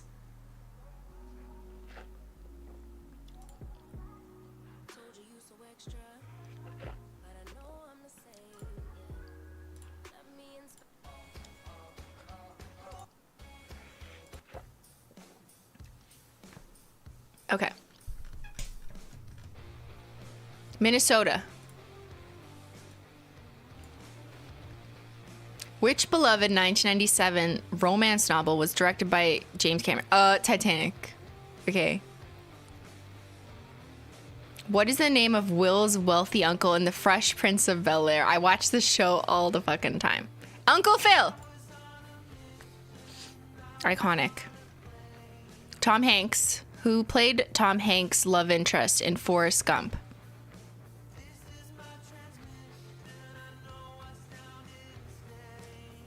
Was it Meg Ryan? No! No! I was like, wait, I don't remember. I know she was blonde. Yeah, I fucked up. My sister has never seen this movie, I know. Because we... like, we used to say... I don't remember. It's almost... The answer's almost always Meg Ryan, okay? So you can't blame me for just guessing. It wasn't Meg Ryan. I don't know. She's blonde.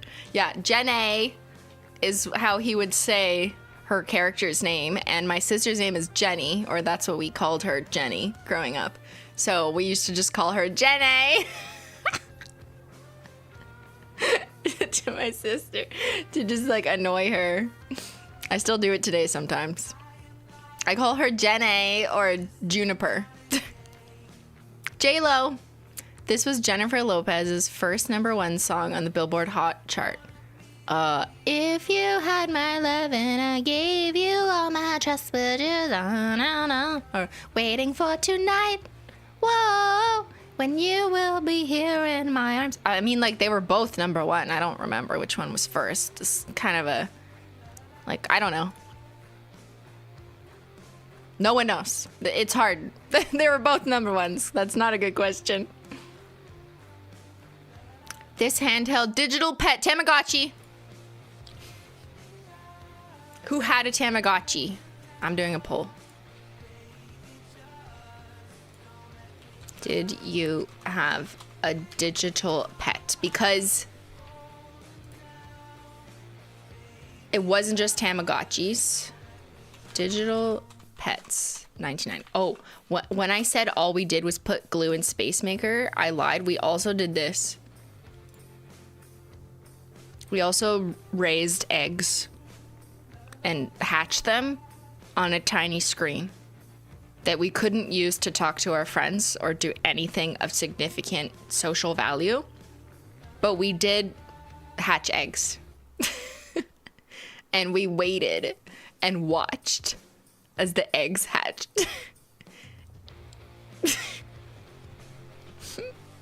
Some of them were dogs. Some of them were cats. But most of them were eggs that became like a duck or whatever. So Tamagotchi was a brand name, but I had a Digipet, which was like the knockoff. Or there was a Gigapet. Okay, maybe I had a Gigapet. I can't remember. I had the purple jelly one. I definitely had like the purple one. And if I got any, it would have been a cat. But like, look, this was a dog, a digital doggy. Okay, so let's see who's had this. 76% said yes, you've had a Digipet. 24% didn't. That's a huge amount of yeses. I wonder if Digipets overlap in some of the generations. Like, are there Gen Xers in chat who are like, yes, I was 21 and still had a Tamagotchi? Like, it wasn't just like the 10-year-old millennials. Yes, yes. Okay, so that's what it is. It transcended generations.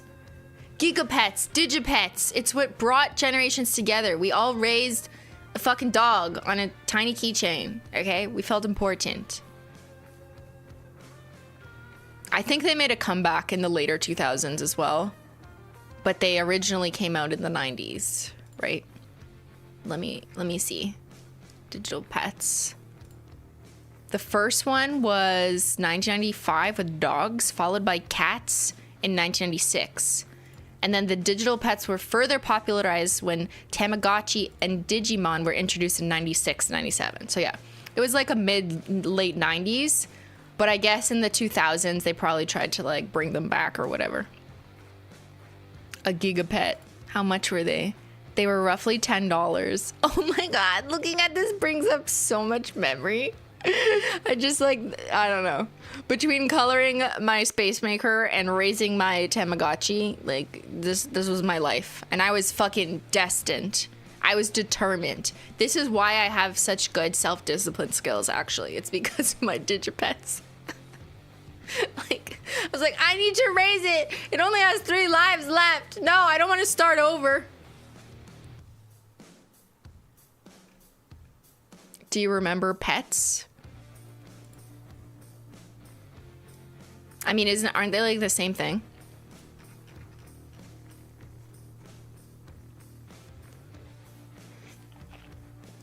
Yeah, I already had children in the form of Digipets.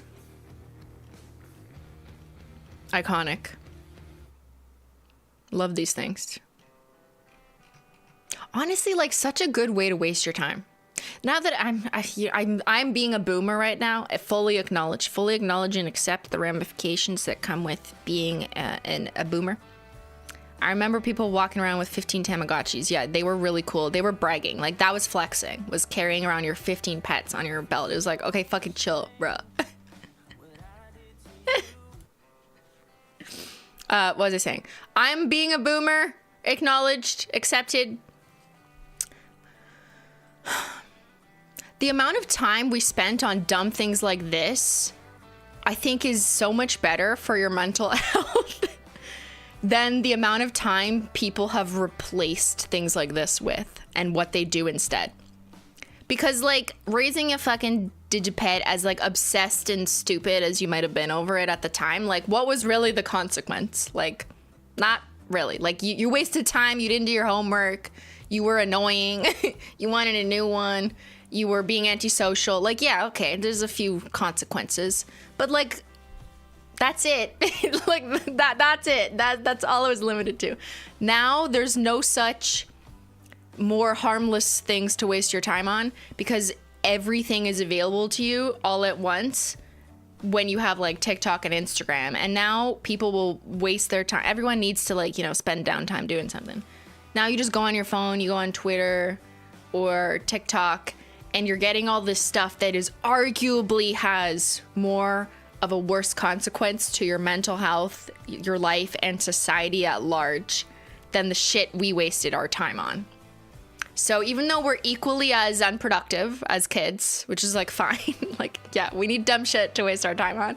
The dumb shit 90s kids wasted their time on doesn't have the same like long lasting effects relative to today. I'm not saying nothing was harmful. Do not mistake me. There were harmful things and trends in the 90s as well, but that's not what I'm going into on this stream. I'm going to like the fun stuff. But But like wasting your time on shit like this, like didn't have the same negative long-lasting consequences. Tamagotchis didn't spread misinformation. Okay, true. There's another point. There's a brand new version of Tamagotchi being released this month called Tamagotchi Uni. Crazy to see. What? They're bringing it back? Please. Tell all the kids on TikTok to do that instead. Tamagotchi Uni.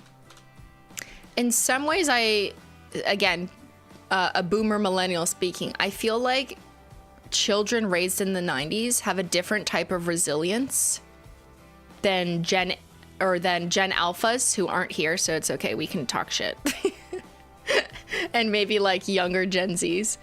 Because we were raised in an era where there was nothing really like that, or there was less like that, we're now older and can reflect and evaluate from an adult perspective what is available to young people and think about it, and then feel like boomers when young people call us boomers. But we have a certain evaluation perspective being older and having a different childhood that was a little more structured and full of dumb shit versus people growing up in a landscape that has more potential for harm and misinformation and, like, you know, taking you down the wrong path because there's so many fucking paths available like this. Whereas I was on the internet and it took me 8 minutes just to log on to AOL. Yeah. Different times.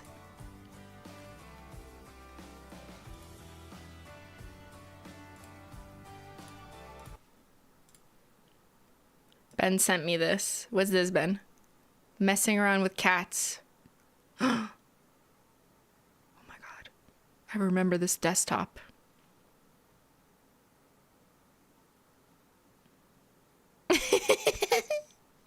Aww. Wow.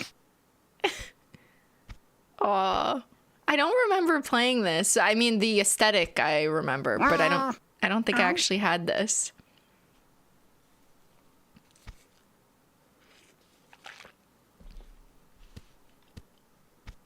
Very cute. I'll just let it play in the background. I love telling my daughter that I'm older than Google. Oh my god, yeah. Wait, am I older than Google too? Wow, I'm older than Google. My dad was a store manager at a retail store in the 90s. He hid first generation Furbies and Digipets so my sister and I would be guaranteed to get them. Okay, Jessica, you got in. Okay, let's end the poll. Did you have a Digipet? 73% said yes. Amazing. We all wasted our time on harmless things. My parents got us this game instead of buying us a dog. Yeah.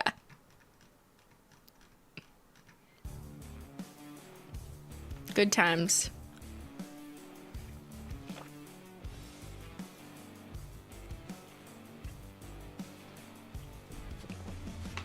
Anyways. The internet is a wild place. Look up Holo Pogs. I had Holo Pogs. I don't need to look them up.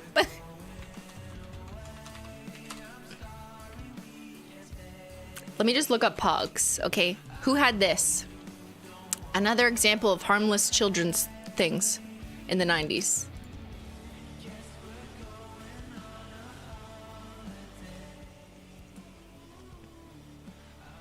Also, this song is one rare example of excellent royalty-free 90s music. I'm gonna play it.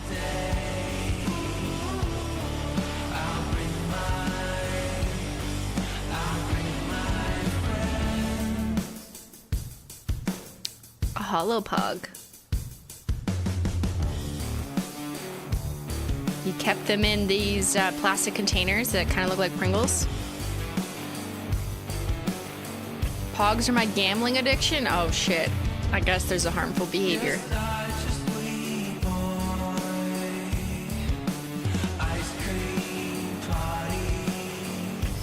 Isn't this a good song? Like, yeah. I was trying to find royalty-free music that reminds me of 90s music. And then I was like, this is a good song. Why? It reminds me of like Blink and Weezer, just a little bit.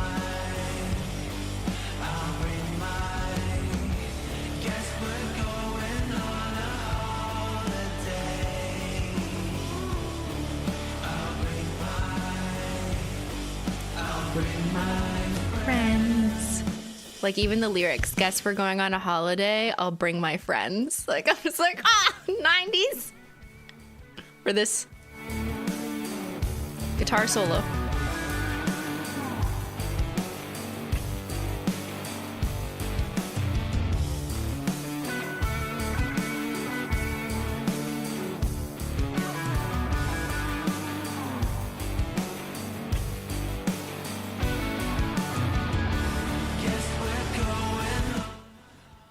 This song is called Bring My Friends. Hold on, I gotta open it to see. It's called Bring My Friends by Tiger Blood Jewel, featuring Stephen Ellis. It's a royalty-free track, so I don't know where you find these. I pay for a service where I can like use any songs from this. The link is in the video description. I get my music from the same place. But I don't know if like you can actually find this anywhere else other than the service provider that I use. But yeah, I was like, that's a fucking good song. Royalty free. It has lyrics a little bit. It's on Spotify, really? Damn. I guess they like license it to them. Yeah, it's royalty free. I know. Not all royalty free music has vocals. Most royalty free, at least on the platforms I use, are instrumental because, you know, like creators usually want instrumental stuff. But sometimes there's like a banger. I'm just like, wow, it's fucking good. Like, why am I jamming to this? Can we check in on the Spacemaker? Let's do it. It's still very gluey. I don't think it's dry, guys. I'm seeing a lot of orange come through, though.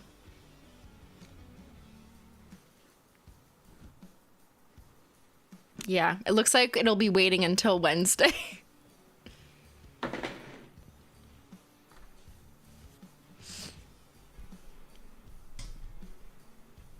Can anyone upload music to Epidemic? I don't think so. I feel like you probably have to work with the company to get like rights exchanged, and then ultimately content creators pay for the service to be able to use whatever tracks are on there and then not get claimed to using them. But yeah, there's not usually like really good music on it. I mean, sorry, that's the wrong way to put it. There's not like pop songs that you recognize, obviously, because those are normal, traditional, like record label songs. But I guess up and coming artists who are interested in just making stuff for royalty free, like, and I'm sure they get paid. Maybe this helps with their exposure, or I don't know, if like creators get to use it in their song. I don't know. I don't really know how it works, but I like that there's more available songs and types of songs on copyright free, because making content is such a big part of the future. And if you're increasingly limited on like what you can use, it makes it harder to accompany things. Not that you only exist as a content creator to share the music, but like it helps set the mood, make a backing track, occupy space, tell a story if you're more of like a visual film creator and you need tracks to put to it. So yeah. Anyways. Support royalty-free content creators. I don't know. Like, I actually don't really know much about it, but I think it's cool. Okay. Whitney Houston's powerful rendition of I Will Always Love You topped the charts in 1992. I was 4. Like, this is a little too old for me. After it was featured in which film? The Bodyguard or Ghost? I don't know this answer. Was it The Ghost? No. Fuck. Okay, I was a baby. I don't remember. I don't know that one. That's Ross and his monkey. It was Marcel. Ross had a pet monkey, just like Ben. What has Ben doing? So I tried the hummus I made for pizza after stream and it was bad, like rancid. I never tried it before putting it in the pizza in the oven. So pretty sure I ate expired rancid chickpeas. Ben is dying. Ben is a boomer. Thank you for sharing, Ben. You should have put that as a super chat. I cried when Ross gave up the monkey. Of course you did. It's a traumatic time for people with like monkeys. Who is not a member of the Mickey Mouse Club? Ryan Gosling or Ryan Reynolds? It was Reynolds, right? Yeah. Because he's Canadian. No, he's Canadian. Wait, are they both Canadian? I don't remember. I don't even know. But definitely Ryan Gosling was in it, right? Isn't that crazy how like so many of the stars were just together? They're both Canadian. Okay, yeah. Thank you. Thank you for super chatting. This is what I meant. Yes. If you're going to tell us your personal story, you better pay money to do it. Thank you, Ben. Now I will give it attention. Poor Ben, everybody. I'm so sorry, Ben. Pepsi. Which controversial soft drink was released in 1992 and rejected by the public? Crystal Pepsi or it was Clear Pepsi? Wait, what? Wasn't Clear Pepsi? Didn't they try to make that a thing? Or are they the same? Clear Pepsi. Oh. It was Crystal Pepsi. But it was clear, so that's why I thought it was Clear Pepsi. Oh my god, ew! This is, like, it's not a bad concept. Like, I don't hate it. Right? Like, if I just saw, like, I don't hate this idea. The idea of a Clear Pepsi. But it tasted bad. That was the problem, right? Its flavor resembled standard Pepsi without the caramel color, reportedly making it taste less acidic. Like, that's good. Like, that was like a step in the new direction, but they were probably just before their times, right? They should have done this in like the last 5 years. so it's like, it's Pepsi clean or whatever, or like last 10 years. The clear craze. Oh, I guess they were doing it even earlier. But why didn't it take? Just because it tasted like shit?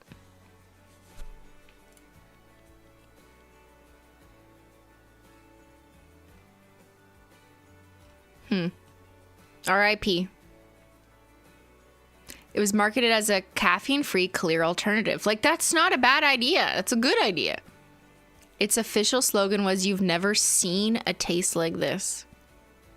Okay, and what's reception? In its first year, Crystal Pepsi captured 1% of U.S. soft drink sales. Isn't that a lot?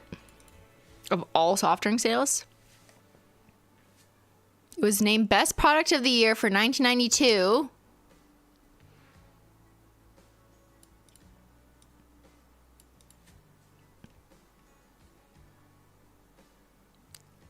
But then what? Why was it bad? Why did it fail? Okay, this article doesn't explain anything.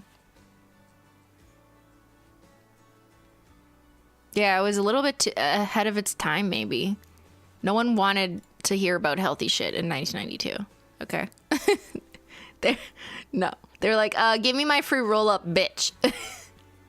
In September 2014, following a Facebook campaign by consumers, they reintroduced the soft drink Surge, leading to speculation about the return of Crystal Pepsi. And then an online grassroots campaign to bring back Crystal. This is like so much later, 2015. People were feeling nostalgic.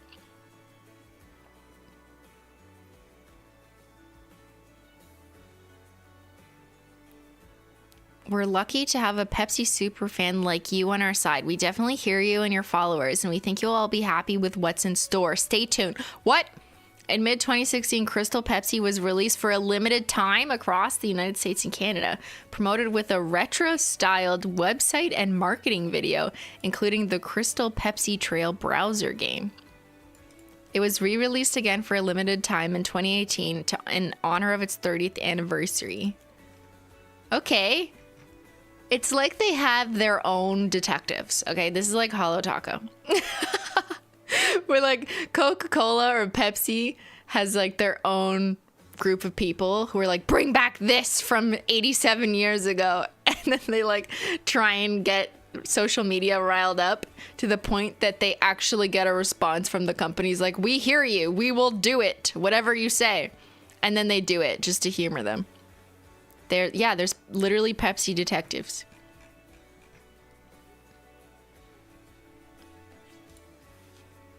Okay. Oh my God. I love these jeans. We talked about this a couple weeks ago when I did the fire and ice nails. I said the fire and ice, like hot take and cold slate, look like the patches or the color of the jeans and the red that you would see on a flame patch on Janko jeans. These are Janko jeans. They were incredibly oversized at the knee and then all the way down. They weren't just flares.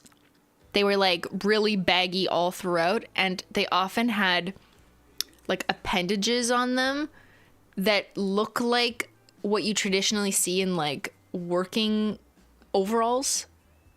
like if you go to Mark's Work Warehouse, you know what that is? It's like where you go for clothes if you work in a construction industry or something and you just need something that's really good and decent. But they often have like extra pockets or a clip that you can like put a hammer through, like carpenter style stuff, like things that have utility. But then it became fashionable to just buy pants with like all those utility like appendages on the jeans. That was me. Okay, I'm outing myself. I used to do it. I bought a lot of jeans and cargo pants with utility things on them. Janko did some of that as well. Not these particular ones, but look at the blue eyeshadow. Amazing. Okay, what do the initials in Janko stand for? I actually don't know.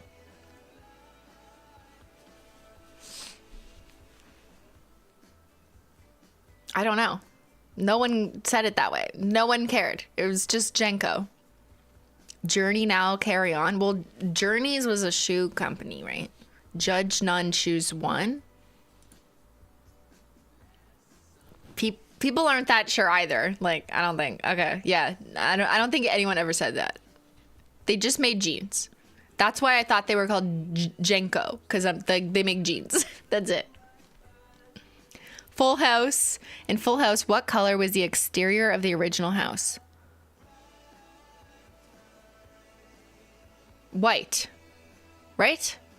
There was that like drone shot. It was white. Thank God. Thank you for the nostalgic birthday stream. Happy birthday, Terry. Just remember what it was like in the 90s. Yeah, it was white.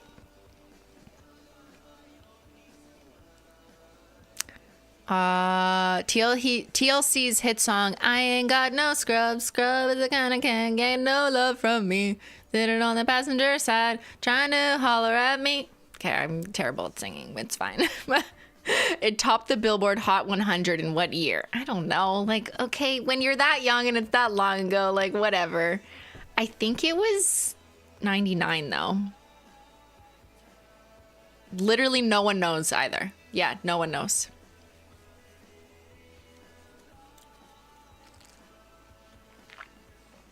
Yeah, these are weak questions. Like, okay, what do I gain by knowing whether it was 99 or 95? Get the answers. It's Kramer. Where's the answers? Okay, well, we already saw the answers, basically, based on how people voted. Okay. The last thing we're going to do is look at fashion, because I would like to remind myself about the fashion.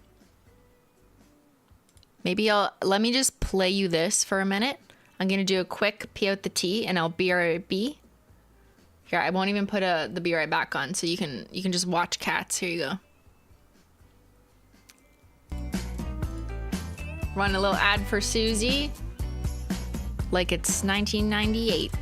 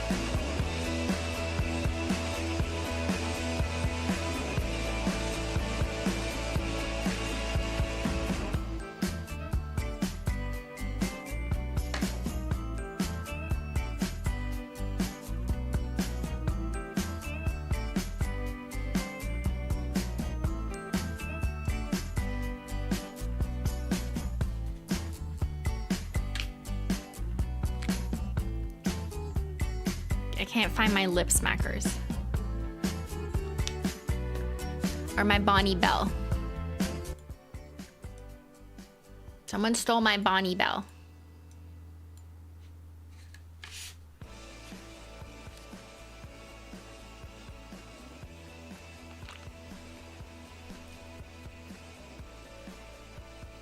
Should we do that? Let's look up lip smackers.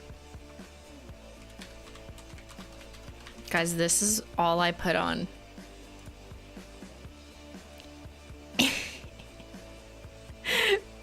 Okay. The addiction was real. This blends into the 2000s because I remember starting to be a teenager, but it started when I was in the late 90s. Like, they did collabs with fucking Coca-Cola. So you could literally put Coke on your lips. Or Barks root beer. I was a Barks girly for sure. That was me. I love root beer. And where was the one that... Okay, these. I had all these ones. The ones that were kind of metallic or they had a hollow label. Always, you know. It explains a lot of things. These ones were kind of like the basic ones. I was never interested in these because I always became more attracted to like the ones that were like insane with their packaging or their different flavors. Kool-Aid. Okay, this is just fucking stupid. Like, chill out. Like, we get it. You're doing IP collabs. Calm down. Or, we get it. Kids want to eat their lipstick. Instant hot seller. Dr. Pepper. I definitely had. Who is this person? Why do they have every single Dr. Pepper lip smacker? Like, oh my god. Who is this person? They have every release. I remember the ones with the hole too, because you could put it on your necklace. Yeah, people unironically started eating these. I feel like it was a problem. These were the classics. Wow. I had all of these, I think. And bubblegum. Okay, that was a classic. Oh, these ones. This is what I was thinking of. They had hollow packaging. Berry Heavenly. Oh my god, are these ones? Some of them were like special edition. Listen, jewel lips. And they had a rhinestone. Not like Swarovski crystal. Like a shitty, you know, a shitty rhinestone on top of the cap.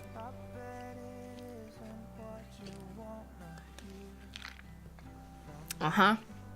It was boysenberry ruby. Buttermint. With a little rhinestone on top.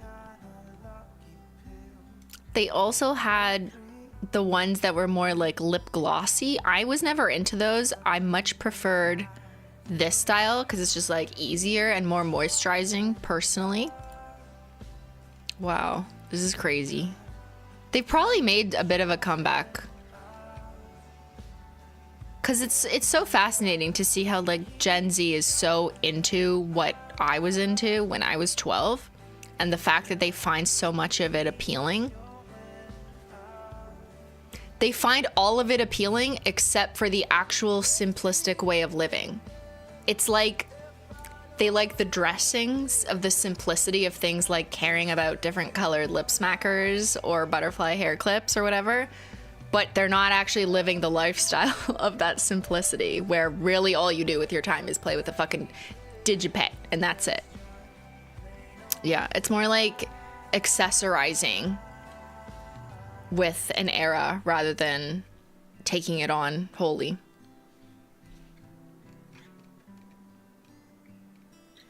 They've definitely made a comeback. I was born in the 2000s. Yeah.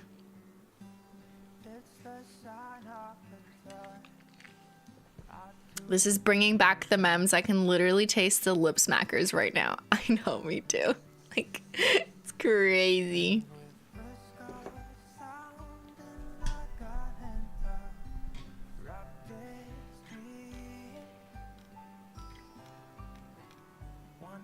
Okay, I want to look at an article that tells us about fashion trends so we can remember what it was. Because I feel like people debate what was in style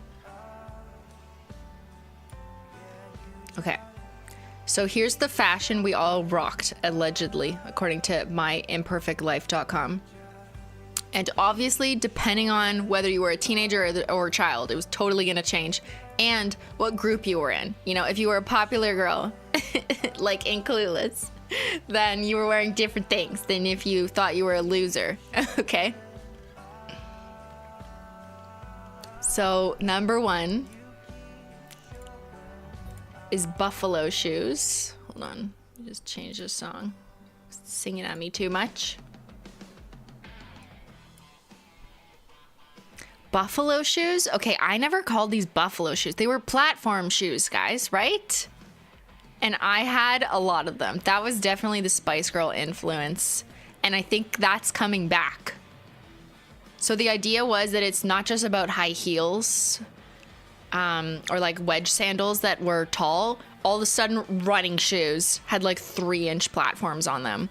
And I remember wearing them in like grade 8, and I wanted platform shoes so badly.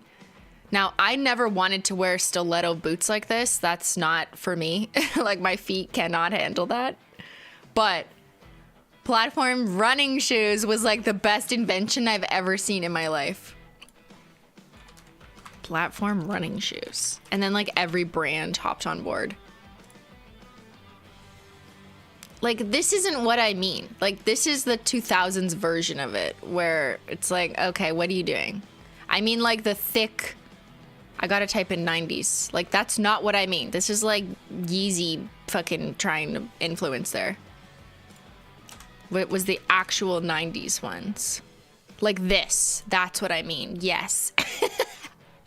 Like, just a fucking giant chunk of white with some maybe rib lines there. That was a 90s platform shoe. This was terrible. Like, no one liked those. They tried it. They failed it. These I saw a lot of at like Payless Shoes, for sure.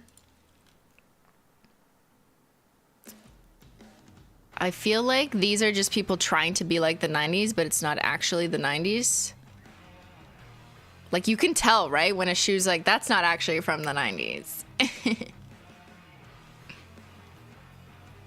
Stuff like this. These. That. What's that? They're original Skechers. Of course. I think I had these. I don't like the new current version of the platform shoes. They have like way too many fucking waves and lines and are trying too hard. Like, no, just give me a giant piece of white rubber under my shoe. That's it. Just keep it simple. Maybe like a little bit of tread to pretend like maybe there serves a purpose, but that's it. I just want a chunky shoe. Like this. Just give me a chunky, ugly ass shoe. Take the regular shoe and add height. That's all. Like those, yeah. I own so many. I'm forever mad at myself for throwing out those shoes. I swear I had a pair that had like blue and yellow on them. But I can't remember the brand for the life of me. I don't know if it was a Skechers. I know I had plain black Skechers. Like something like that. And like these. I feel like everyone had something that looked like that. Okay.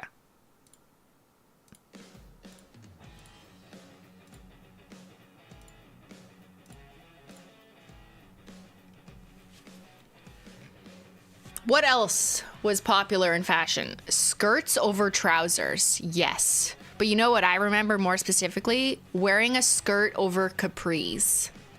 Did anyone else do that? Like, you wore a mini skirt or like a denim skirt over top of capris that had like a lace trim. Why? Why? Why do we do that? I'm gonna look that up. Skirt over capris from Garage Clothing. Lace trim. Like these capris. We thought we were just so sexy with just a tiny bit of lace at the bottom under the knee. Okay, I'm not really finding the trend. I think I just have to write 90s.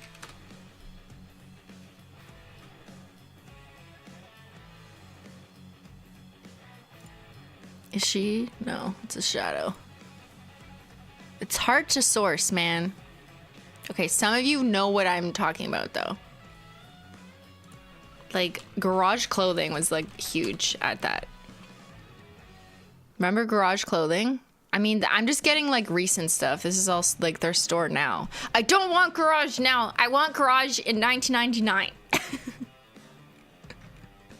Okay, let's go back. But yes, wearing 2 layers was cool. It was so ugly. Do not call Gwen Stefani ugly. She is an icon, okay? Backless tops, yes. Was that Sporty Spice? Yeah, it is. Mel C. So backless tops was like halter tops, but they were like sporty. Kind of like, I remember sporty halter tops being in. So it'd be like a halter top like that, and maybe there was one string that like tied in the back. I feel like I was a little young for this, but I remember it being cool. But it's like probably I wasn't quite wearing that yet until I got to a teenager age, but then it wasn't as popular. But I just remember watching like the Spice Girls and anyone who like I looked up to who was older than me and who was of teenage or older age. They absolutely wore a lot of this. Gwen Stefani was huge. The arm tattoo. I know this is such a 90s trend. Like the bands, or like if it was like a barbed wire or something, that was also huge. But these is why people have these, okay? That's why we have tattoo necklaces, because they look like that, right?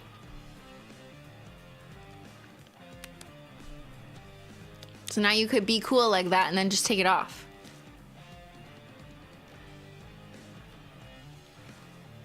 Baby doll dresses. I don't like, I mean, yeah, dresses are always popular though. This one's kind of weak. Like, okay, yes, there was a lot of women who wore short dresses. But like, when is there not? You know what I mean?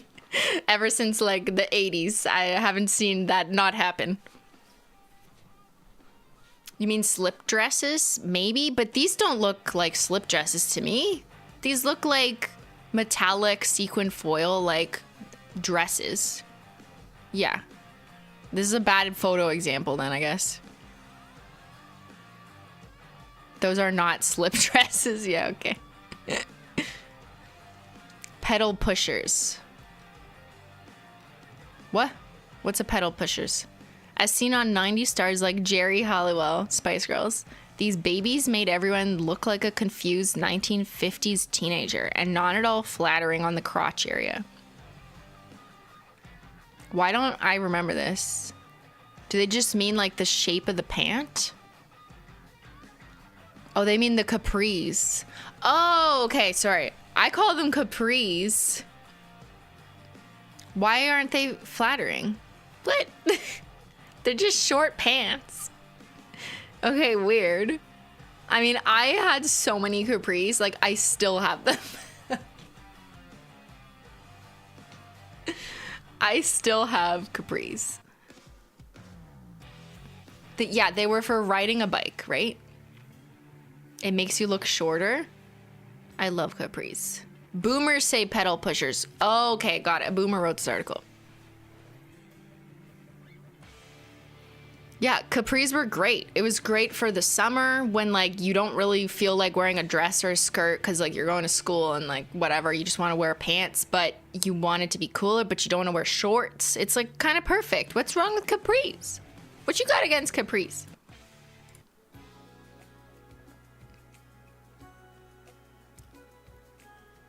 Yeah, they're awesome. Dragon and flame motifs. Me. I had so many like shirts that I used to go to like Winners a lot. Winners is like Marshalls for those in the States. If Winners is not in the States, I'm not sure, but I know it was pretty big in Canada. But anytime I go to Winners as a child, they'd have all these like brand names or some of them not brand names of whatever was trending from like the year before. And so many things at that time had different like dragons or graffitis or like a lot of reds and blacks or browns in it, and I totally bought into that. I had so much of that. And that's Natalie Imbruglia. Na na na, I'm torn, I'm all out of there, nothing like no no. It's cold and I'm naked lying on the floor, something like that. Winners is the Canadian version of Marshall's TJ Maxx. Okay, so you guys don't have Winners. But yeah, it's like the same stuff. Yeah, sorry, it was called Winners, but it's basically Marshalls. We have Marshalls now in Canada. We didn't used to. But it's the same concept. They just have like extra stock from different brands who wanted to sell it at a discount value. And then you can find a wide variety of brands, and it's all chaotic and disorganized. But you could maybe find some good deals.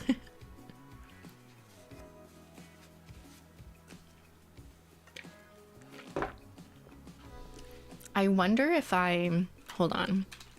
I was struggling to find pictures of myself, honestly, from the 90s. And I know we've had this conversation before. But I have a gap in my history where, like, I don't really have any pictures between, unless it was commercials, which were always photographed, just to keep, you know, to have that memory for sure. But, like, generic stuff I don't have pictures of between, like, 1993 and 2004. I don't have any photos of it. This really annoys me, unless it was a commercial. But I did find the iconic scanner photo. So I'm gonna show you some stuff. Hold on. I'm gonna show you what I did find. Let me just download it.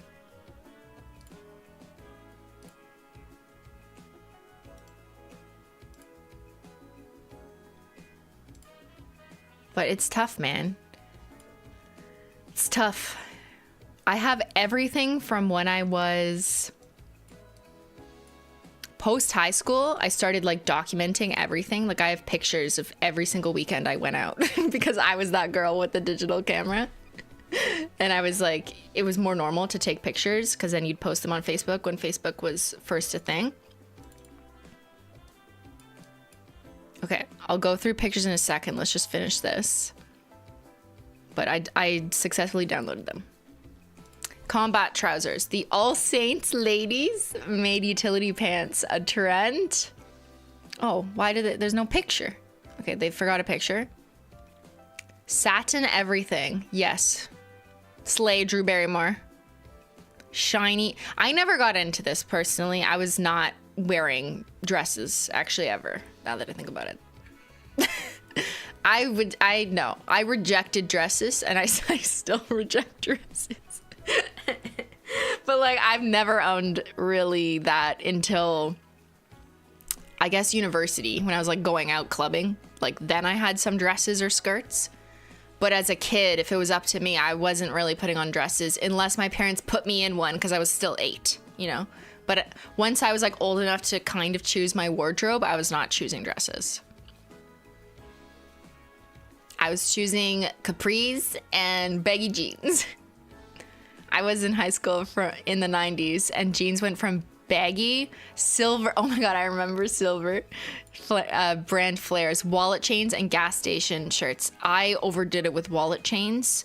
That is a period I don't have many pictures of. I'm so sad.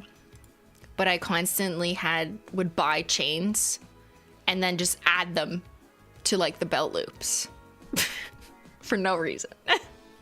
Like I didn't even have a wallet. Like I didn't carry around a wallet yet. This is like before I was old enough to have a wallet. I was like 14, like I don't have my driver's license yet. I don't, you know, whatever. Maybe I had a $20 bill in my pocket for lunch and, you know, whatever. But like my allowance was like $20 for the week. Then I would have that, but I never really needed a wallet. But yet I would wear the pants with the chains that were supposed to be for your wallet.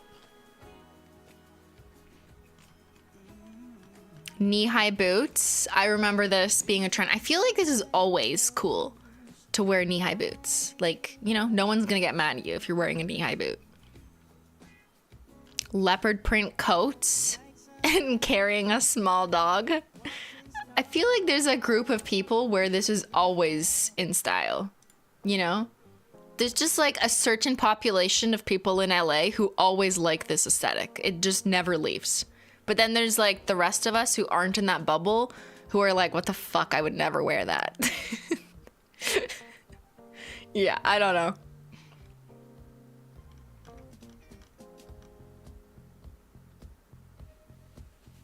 $20 a week allowance. That was when I was in high school. I never got allowance until I was in high school because my parents didn't want to make me lunch. Making lunch is annoying.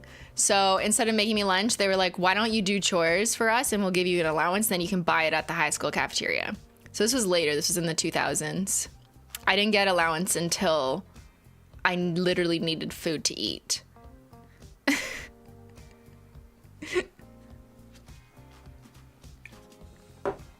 And then I started making my own lunch and pocketing the money. I was so smart when I was young. I was like, wait a second. If they don't want to go through the labor of making me lunch, so they're giving me $20 a week, why don't I just make lunch and put it in my savings account, which was a piggy bank at the time. But yeah, you know, I learned early on how to save my money. I was a business lady. I told them, like, I told them that, like, yeah, I'll just make lunch. But, like, because my sister, you know, like, they can't give only one of us $20. That's not fair. So they still had to maintain that, you know. I was resourceful.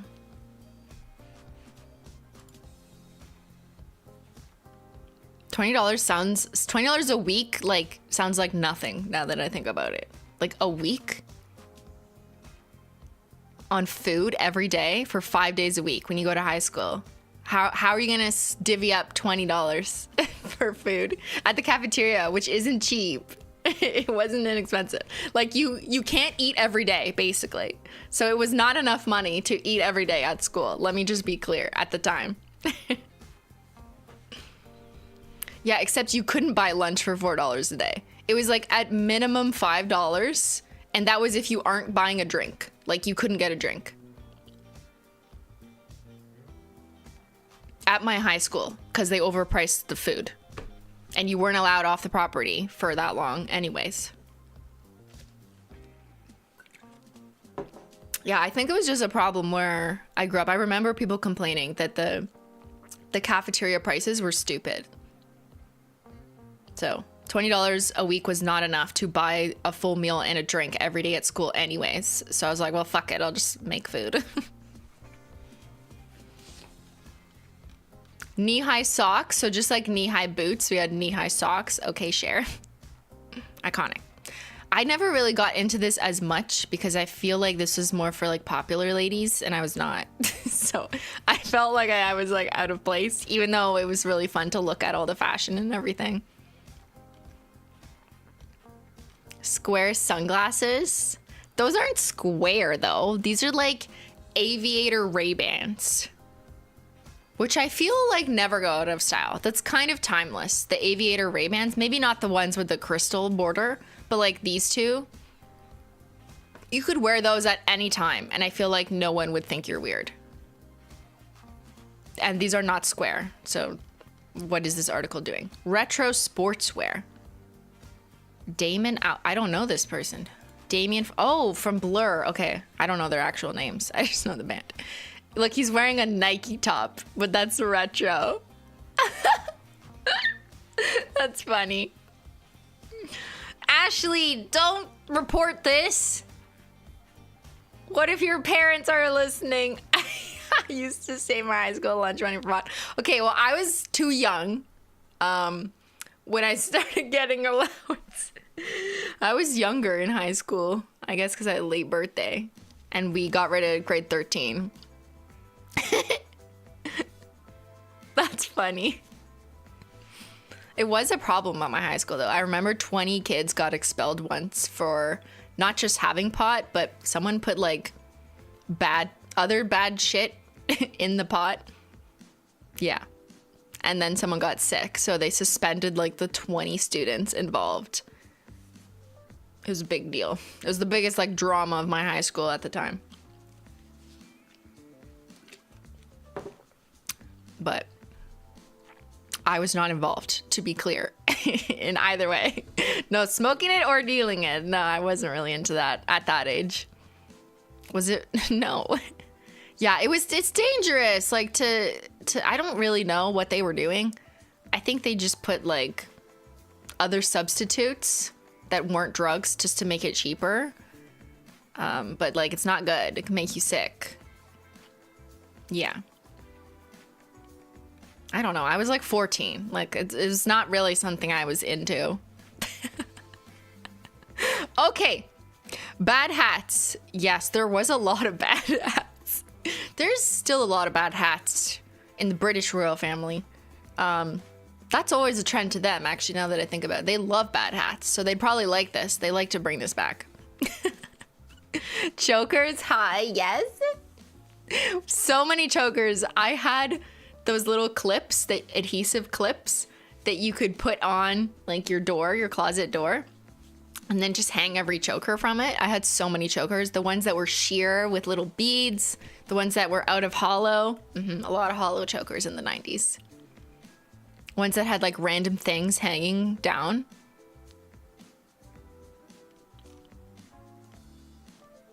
Midriff. Oh, that's what Gen Z's doing now. It's literally like copy paste this style. It's also like, it's weird that you're calling like a body part a trend, but I mean, I understand what you mean, that shirts came shorter. That's what it is. Crop tops. Open Instagram now and you'll find nothing has changed. Okay. The writer of this article.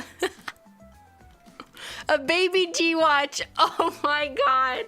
Okay, I had the fake one. What's the fake baby G watch called? Fake baby G watch. I think it was just called like G watch or something. Like they tried to get away with it.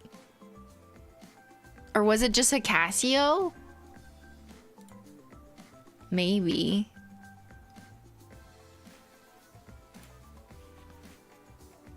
Okay, baby G was like, do you remember when Michael Kors rose gold watches or just like jewelry was really in style in like 2004 and everyone needed a fucking Michael Kors rose gold watch or whatever? That's what baby G was to teenagers in the late 90s. Okay, baby G, like, I don't know, the name became such a thing. Like, oh my god, is that a baby G? And it was so chunky. Like, it was like this chunky. And that was the style. And a lot of the times they were pastel pink or pastel blue or white. And you could get fake ones. I guess maybe the name doesn't really matter. But maybe it was Casio or Casio, however you want to say that. That was a more like generic watchmaker. And they just started making chunky looking ones that looked like it. So I had the fake one. Or G-Shock. Was it G-Shock? Like, what? Like, what is this abomination? What's going on? They looked great with our platform shoes. Exactly. They're coming back. Yeah, literally everything is being copied. I wish I kept my old watch. I have my 2004 Michael Kors rose gold watch, but I did not keep my fake baby G. Okay, this one actually looks nice though. I don't mind this one. I like the black one. Like now I like the dark ones. But what was in style was like these kinds of ones, the pastel-y ones, the really obnoxious ones. Okay, that one's cool. It looks like Avril Lavigne. Casio makes baby G? Okay, maybe I'm misremembering. I just remember the real ones that said baby G were really... Oh yeah, you're right. They tricked me. I just remember they were very expensive. But you could totally find, like, if you go to the mall and you go to any of those booths, there was always, like, knockoff baby G. So you could, like, you're good. You have a chunky watch? Is it light pink? Okay, check. Just don't let the popular girls look closely because they'll make fun of you. Iconic. Look at the cute little heart in there. It's so cute.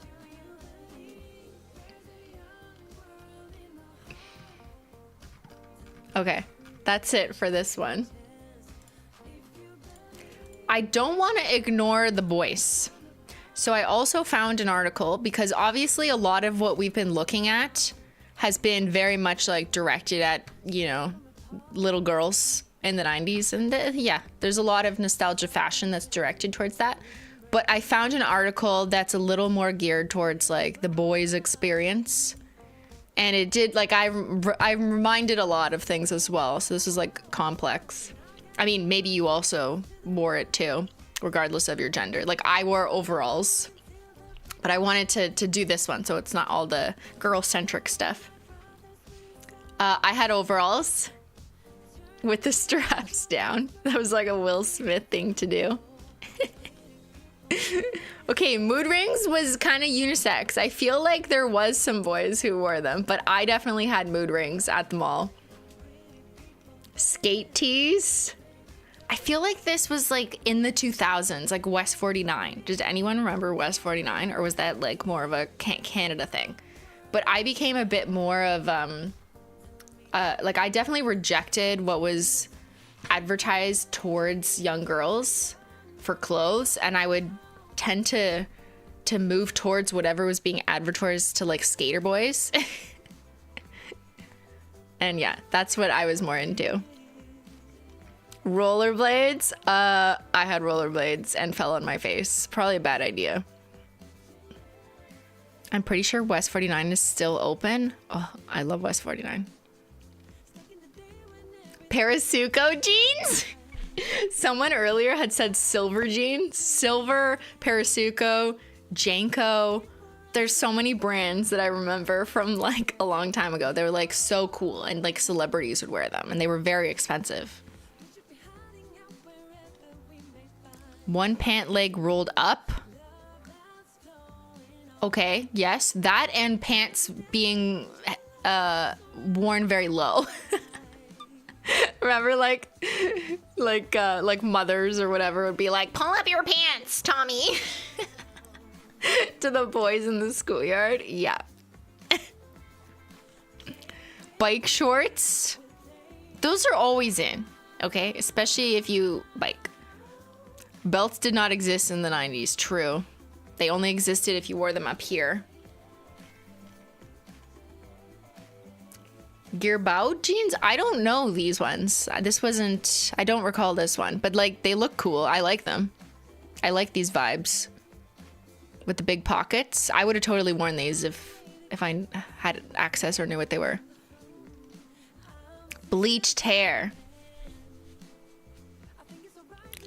Yeah. Funny how like a lot of boys in my high school bleached their hair after like Justin Timberlake and Lance Bass are doing it. Yeah, frosted tips, and there was those kits you could buy.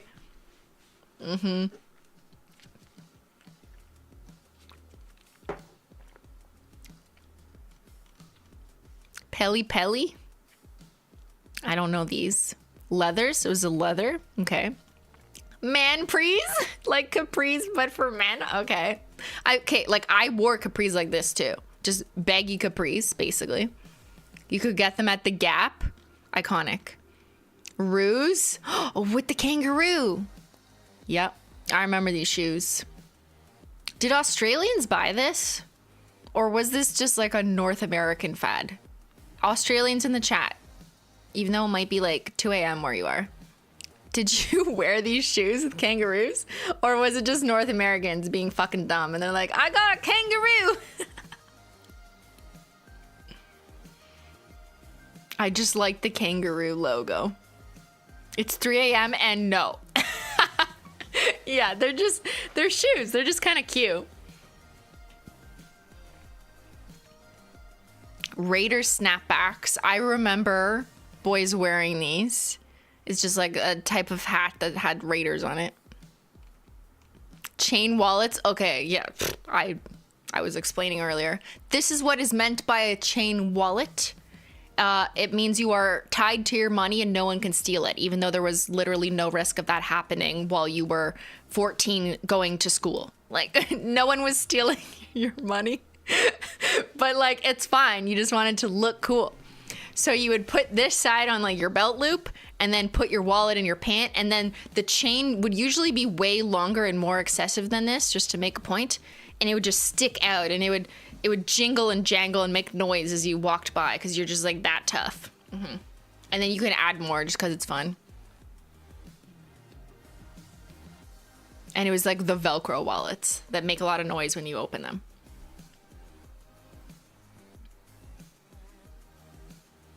It's so you don't lose your wallet. Yeah. But like if you're wearing the cargo pants of the time, then you're not fucking losing your wallet because those pockets are like super deep. They always got zippers or foldable stuff, foldable like pocket tops on them that like your wallet's not going anywhere, you know what I mean? It just to be cool, just admit it, okay? The chain looked cool and that's why we wore them. Terry cloth wristbands and headbands. I had Emily Strange ones and I never played tennis. Like this is what you were supposed to wear to play tennis. No, I was not a tennis player, but I had Emily Strange ones. Neon windbreakers. Yes. I have multiple of them because I recently bought some. I'll explain later. But I grew up on a bunch of these as a child as well. I have a picture actually of one that I'll show you in a sec. Skechers. Excuse me. Skechers is still iconic. What? It's so sad how a brand's reputation can flip from awesome to not so awesome in a few years. Excuse me? What do you mean not awesome? Is Skechers not awesome? I love Skechers. They were popular with guys with their selection of skate shoes. What, are they not popular anymore? Why not? I've always liked Skechers. Skechers are extremely comfortable and they have so many options. Like they have an infinite number of options. It's stupid. Skechers are ugly? No.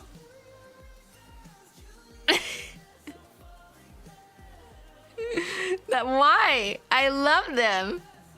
They're old people's shoes? No. Have you seen how many cool holographic options they have? Excuse me. Skechers holographic shoes? Hello? Hello? Are you telling me these are old people's shoes? I literally have these. Come on. Hello? Like, these are so cool. Like, the options are endless. And this is just hollow. Like, fucking look how cool those are. Oh, I love these. Look at these cute little baby blue ones. Beautiful. Even their kid shoes. I mean, like, this is, I would never really wear this. But, like, imagine you're 10. These are sick.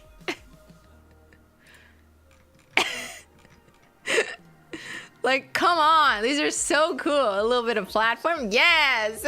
I love these. Hype Bay. Iconic. How dare you hate on Skechers.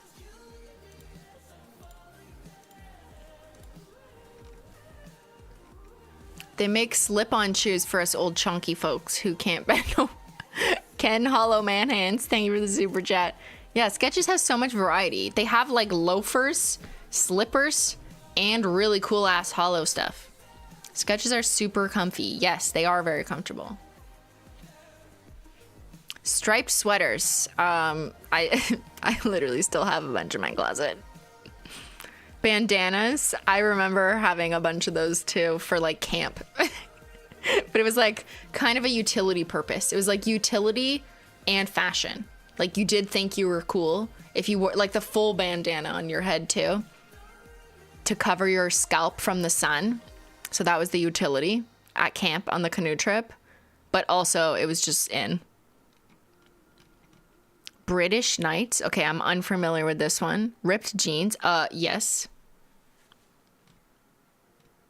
Long hair. What is this picture? Guys, I've always been in fashion. Amazing. Combat boots. Remember that. 555 Soul. Oh, I do remember it, but the picture is no longer available. G-Shock. Okay, G-Shock, I guess, was the guy's version of Baby G. See, I knew like so much of these trends are like highly gendered. So I distinctly remember that like the stuff targeted towards little girls. But yeah, no, now I remember that for men they had an equivalent. There's always an equivalent. Skids and Zubas. Wild pants. This looks like something Tyler would wear. You should tell him. Unbuttoned shirts over graphic tees. I remember this shirt. Lugs. Oh yeah. Oh, the picture's gone. Hyper-colored t-shirts, solid tees under blazers. Okay, like what? Okay. Like literally anyone at any time. Airwalk. Yeah, skate shoes. Iceberg knits, reef sandals. Oh, I remember this. Man tanks. Okay, like a tank top. Got it, Mario Lopez. Rockaware, I remember that. Discman headphones around your neck. Yes. The CD player. Eddie Bauer. Oh my god, yes. That was like such a nice present to give like the uncle in your life, was like an Eddie Bauer sweater or something. British Knights were always the prize on Nickelodeon game shows, really? Body piercings? Yeah, I was too young, thankfully. So I never did any of that, just like my ears. Lunch boxes. Oh, I remember lunch boxes.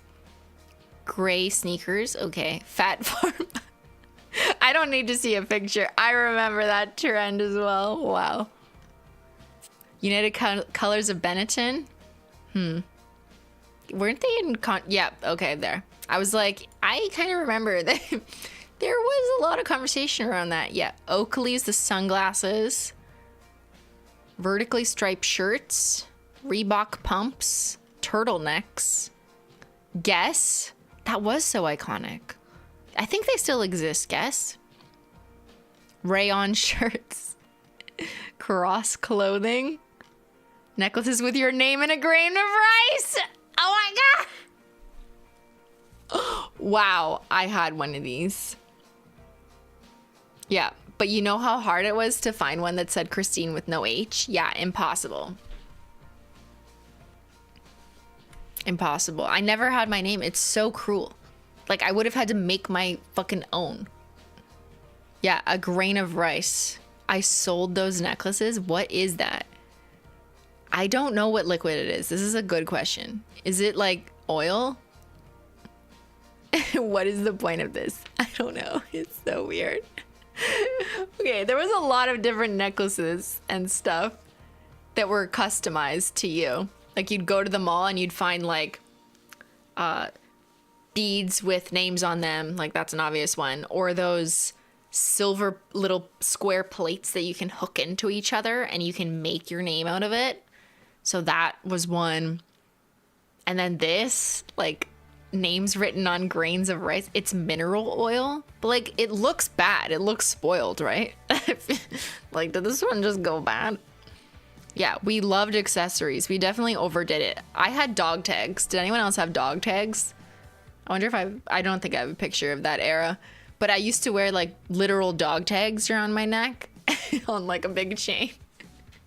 That and like chokers that like said things with like beads in them. FUBU. I remember that. Every boy at my high school wore FUBU jeans. Or like t-shirts that just said FUBU really big.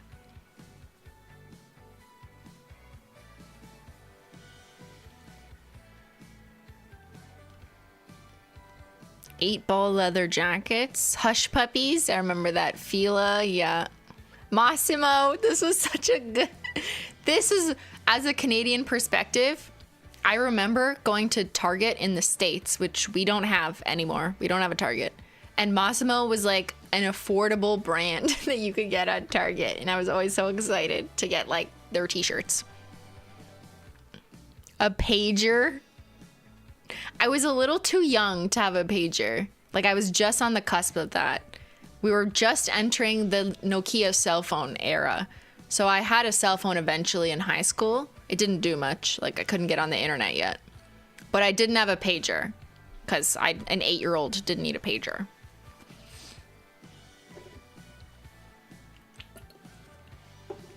But I remember seeing adults around me like have pagers and like get paged. Like, oh, I just got a page. And it's like so loud. It's like vibrating so loud. Pagers were for drug dealers. Oh, is that what they were getting? So they had to go to the payphone to make that call. Oh, that's what that was. It was all drugs. Got it. Okay. Bucket hats, baggy jeans, tagged up backpacks. Oh, I did this. I totally did this. Like, you could buy backpacks that had like white canvas on it and you would just draw on it. I did it to an entire backpack once. It was insane. Oh my God, I wish I kept it. It's like one of my best artistic works. I'm pretty sure I had an all white backpack and I would use those milky gel pens and the metallic pens and highlighters. And I would like doodle these tiny little drawings everywhere and just fill it in so it looked like an insane rainbow. And I did it to shoes. Did you guys do it to shoes too? I'm so mad that I lost all that. Yeah, so much creative expression in the 90s. I feel like, I don't know, I think when we moved, I lost a lot of that kind of stuff. I think that's what happened. R.I.P. Like a lot of people who are my age are, if their parents are still together and they like, let's say just didn't move for 30 years, you can go back to your family house and maybe find a lot of this shit if it like wasn't thrown out. But if you moved or whatever, somewhere in the middle of your childhood or your teenagehood, then it becomes like a way of washing out all that stuff and you lose all of it because you're having to make the call like, oh, am I going to use this again? And you're like, no, I'm 16. I don't need that ugly backpack, you know? So your mindset's a bit different. But I wish that I didn't lose a lot of that stuff. It sucks because I wish I'd insisted, but maybe it wasn't really my choice. Levi's, button your fly tees, parting your hair down the middle. Hey!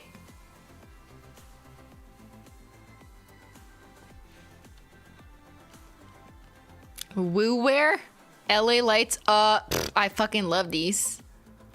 I used to buy the boys version because the girls version of the LA Gear light up shoes always had like, they were always pink. Like there was no options that weren't pink.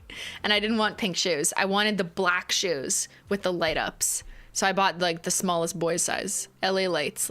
Let me teach you. Shoes. I'm sure they've like made a comeback, right? Like how could this not make a comeback? It's so cool. But yeah, like these are like the new version of them, but you gotta write like 90s. It was stuff like this, like just like just a little bit like that. Just a tiny little thing that would light up when you walk around.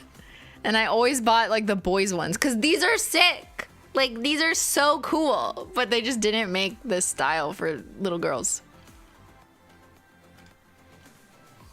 Like literally so cool. I want them again.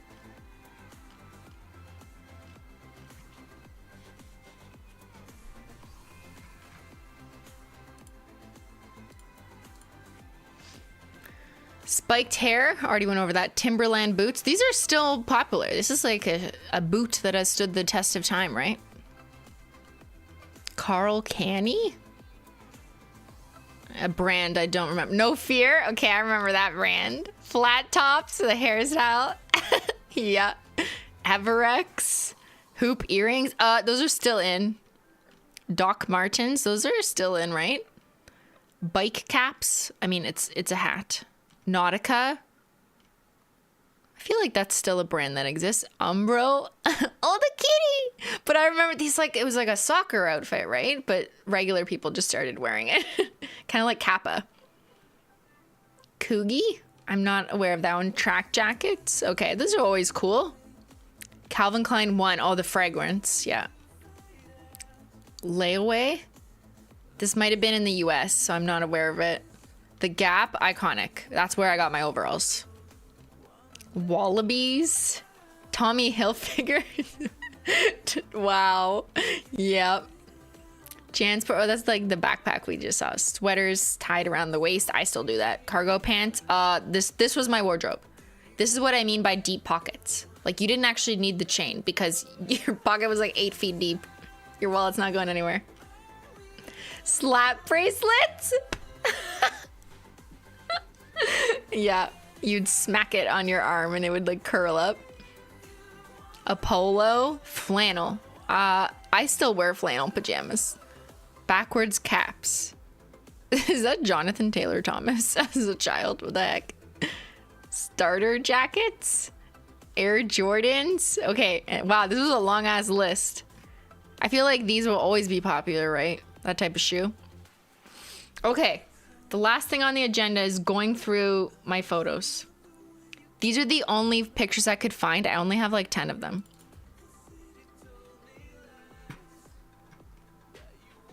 The year is 1997. You're at a family birthday party. And your aunt says, smile for the camera. And then you try and block your sister's face to get her out of the picture. This one's me. That's Jen. And yes, it looks like we have Cheetos, chips, a very healthy snacks. Lots of healthy snacks for the children. And we have Garfield cups that are pink. And I'm obviously decked out. I think this is like a pink velvet corduroy shirt with a vest that is like white and pink plaid. I obviously did not dress myself because I was only 9. I'm only 9 here, so I don't think I was like buying my own clothes. I wasn't at the mall picking my clothes. This is before I had autonomy over what clothes I would wear, to be clear. I did not dress myself.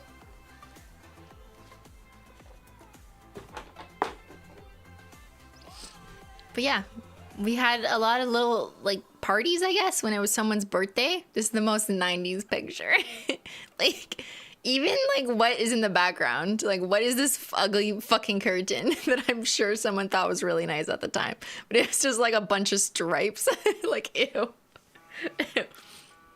It was a long sleeve turtleneck. I think this is a turtleneck. And Jen is wearing a long sleeve turtleneck with like hearts all over it that look like they're quilted. And bangs. Bangs were in. Yeah, I had bangs for a long time. Again, not my choice. All right. These aren't necessarily in order. You've seen this before. This photo is from 1998, and the only reason I know that is because the title is Christine 1998 Headshot. So if you weren't aware, but I'm sure most of you are, I did commercials as a kid, so that's the only reason why I have nice pictures like from that time in my life. And this was 98, so it was pre-2000s. I am wearing a leopard print headband, and it was right after I started growing out my bangs and before I grew out my hair, so my hair was still kind of short.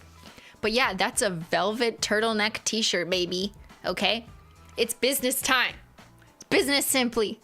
She said, I'm gonna pocket my allowance. I'm gonna save my money. I'm 10 years old. Boss lady. 10-year-old boss lady. Look at all my freckles too. I mean, I still have freckles, but I look so weird. Like when you zoom in, like it looks like what is? I kind of look like a little boy. I don't know. You know who people thought I looked like? Like Josh Hartnett. like if, I kind of look like a baby Josh Hartnett. If you zoom in and you ignore like the hair. Okay, what else was there? Wow. Wow. Okay. Someone got into the lipstick. The fuck is this? If I had to guess, this must be like 97 or 6 because I had bangs, so it was before. This is before I did commercials. Yeah, I was 8 going on 40.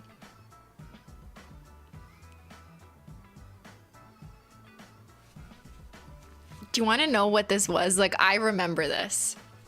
This was that green lipstick that said it changed colors. I didn't actually put on pink lipstick. It was green. It was like for kids. Remember that? It was like the color changing lipstick. And now I need to show you.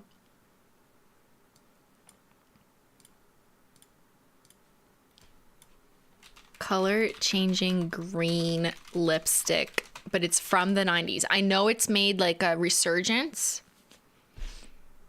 Like BuzzFeed has been trying it, I guess. But it was like this one. Like it looked like that, I think. Like it was in a pink tube. Okay, obviously TikTok is covering this. These green lip balms were so popular in the 90s. Why? Because that's why. Okay, because they wanted to look like me, an icon. Why wouldn't you want that? Okay, in my defense, I'm trying to defend myself here. I thought it was a fun coloring, like color changing lipstick. It was green, it went on clear. It was picture day. And I was like, I want to wear lipstick and it's clear and it's green and it's kind of cool. Okay. 2 hours later, the color develops and it's hot pink. So my school picture has hot pink lipstick in it. And like your parents aren't there on picture day. They don't fucking know what you're doing. And I probably just like took this lipstick to school without telling anyone. So that's why this year, I don't know if it was like grade 4 or something. It looks like I have hot pink lipstick. Yeah. Not by my parents' choice, by my own doing. And then when they got the preview process, they were so mad at me. Like, why did you bring my lips? They're like, why are you stealing my lipstick? I'm like, I didn't. It was mine. It was like the color changing one. Anyways, my necklace is also backwards. Like you can see the chain. And my hair always used to get caught in it. That's why there's probably like little chunks of brown hair stuck in it. And I had starfish gold earrings that were fake that I was definitely allergic to. But yeah, that was probably 1997. I found this picture on my sister's Instagram. And it's one of the only examples I have of some of the aesthetics that I was into when I was a child.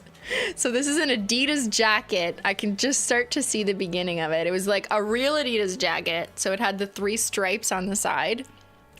And that was a bathing suit that had like a fucking koala on it. Like very cool. Definitely, obviously very cool. And my necklace was like a handmade necklace that said Christine. And this was after I started growing out the bangs. And I guess I was trying to be like Hanson. Like I wanted hair like Hanson, you know, like the Mbop boys. Yeah. So there you go. That's one of the few pictures I can find from the mid 90s. Here's early 90s. Most of my pictures are with Jen. Like, this is a picture of a picture that I found in like my aunt's house or something. But of course, this was done to many siblings, especially sisters. We were put in matching dresses against our own free will and matching hair ribbons. She does not look happy about it. I didn't mind. Like, what is this? Nice, like, or my uncle was a photographer, so I'm pretty sure he took this picture. Which is also, like, the only reason that kids from the 90s find pictures of themselves today is if they were in commercials, so they definitely made sure to record that, or if, like, a family relative was a photographer. Because other than that, no one really had cameras. It wasn't normal for you to have a digital camera until the 2000s, right? So if you're growing up in the 90s, like, maybe you had home videos on, like, a JVC old camcorder, but pictures, I don't know. People didn't take that many. And if they did, maybe it was like disposable cameras and you've lost them now. Not a digital camera, but a film camera, sure. But you have to know how to use that. And they were kind of expensive, right? And The only reason I have some of these childhood pictures is because my uncle was a photographer. So it was like his hobby. But if that wasn't you, like, I don't know. You had to know what you were doing with the camera. Whereas today you do not need to know anything. You just like go on your iPhone. Yeah, so I wish I had more of a history, but I don't. Okay, Furby. I've definitely shared this picture before, but look, my sister has butterfly clips in her hair, like so messy. Like, what is this? Like, what is this? Yeah. This was probably when I did the commercial for Furby the first time. Because the first time I did the commercial was in 1998. That was when the first Furby commercial came out. I know. Furby, mine sneezed and gave yours a cold. Yeah. Don't worry, I had the butterfly clips too. There it is. There's the iconic scanner photo that I shared with you guys before. This must have been a little bit later, I can tell, because I look slightly older. Maybe it was like the year 2000, but like, look at my choker. This choker, I remember it so well. It was like my favorite choker. It was lilac mesh, like see-through lilac mesh with purple beads in like a figure 8 pattern. And then my all Royal Crush outfit. Like, it was literally like a skirt and a capri, or like a, what do you call those? Like an elbow shirt with a little slit. And Jen was wearing a metallic silver sequin, kind of, not sequin, but just like a metallic silver sparkly shirt that was so fucking itchy. We used to trade clothes, so I wore this once too. It's crazy how different Jen looks as a child. Really? She looks the same. What do you mean? I mean, I'm older here, so you could tell like I'm growing up a bit. Even though this picture's 3 years apart. She still looks the same. Yeah, this was a scanner. RIP to scanners. Okay, I have this. This must have been early 90s. This is probably like 1994. We would like to die, please. Like, what is this? He's like, please fucking save me. I hate my job. Why? Christmas in the 90s, kids. This is what you did to please your grandparents, because they would not fucking shut up. If you didn't go get a picture in your annoying Christmas dress with Santa, they would be so mad at you. Why didn't you get me a Christmas picture? I need to put it on the fireplace. I need an updated one from last year. The last year's is so old. Yeah, it was fucking annoying.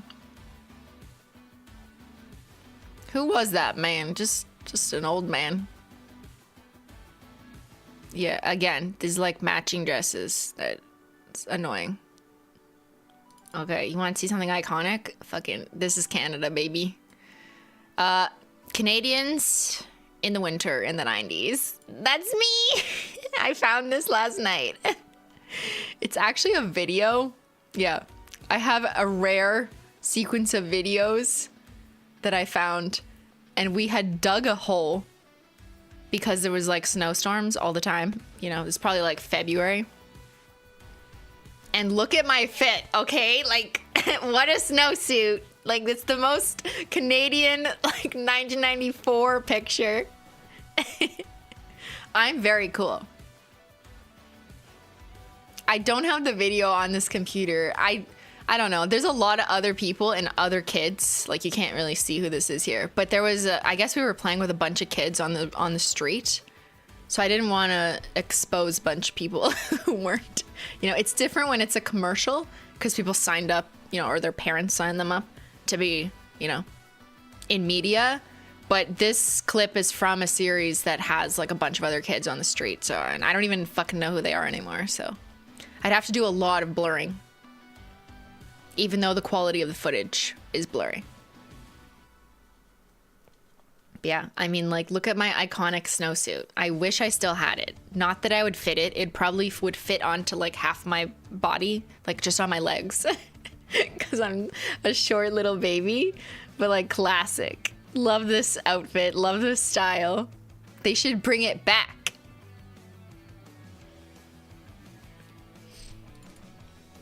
Okay, here's the last picture. The year is 1999.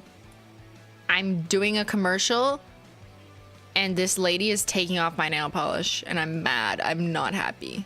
I'm not happy. I said, why the fuck are you taking off my nail polish? I will kill you. Also, I have butterfly clips in my hair, if you can tell. Yeah.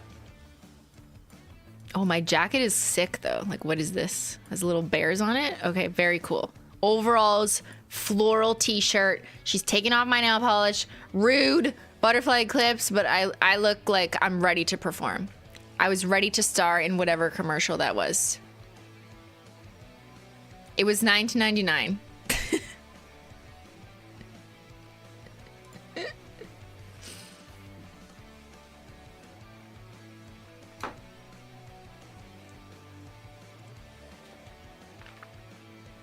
Yeah, I blurred her face. I don't know who this is. I don't generally like to put people on the internet who weren't part of the production at the time or whatever. So I will always blur it. Not because they asked. I don't fucking know who she is or where I don't know her name. But like, what if she doesn't want to be there? Being exposed as taking off Simplynostalgical's nail polish in 1999. What nail polish colors were you wearing? Probably Sally Hansen Prisms. Yeah. Which was my early discovery of holographic and multichrome before they really had names. All right, well, there you go. That was Simply's trip in the 90s. I'm very limited in what photos I have. I wish I had more. This one's the best, honestly. Like, this is how I remember my childhood. Your parents asked you to clean your room? You suck.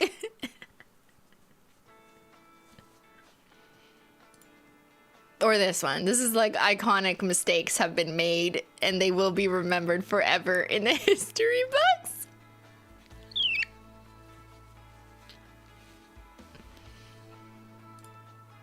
All right, well, I hope you enjoyed. We are filming a podcast tomorrow. If you didn't see yet, on the Simply Podlogical community page, we put out a call for questions. We're going to film it on Holo Taco Year 4. Because it's been 4 years of Holo Taco. You know we had Holo Taco's anniversary the other week. And we're working on our big 4th anniversary collection, which is coming soon. I wonder if you're getting an email on Monday. Let me check my VCR.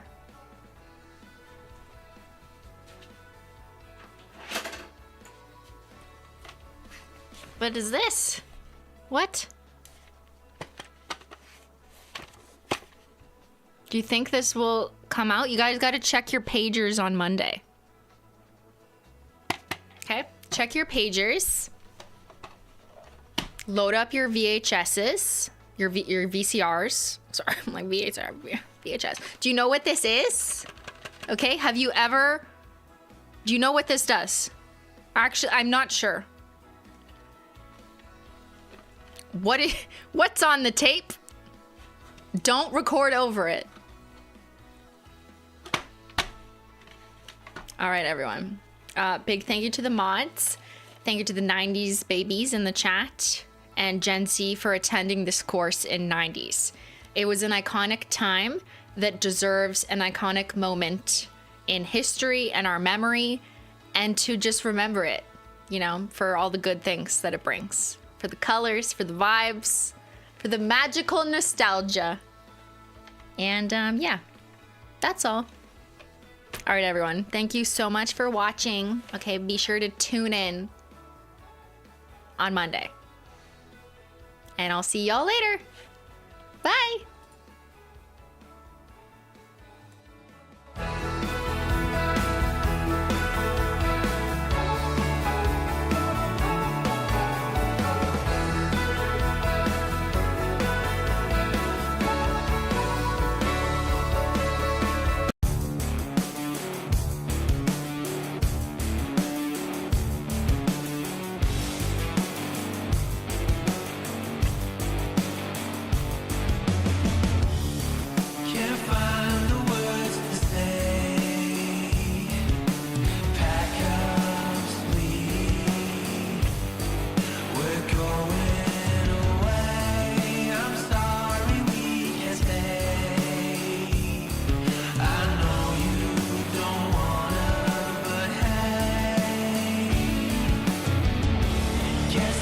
go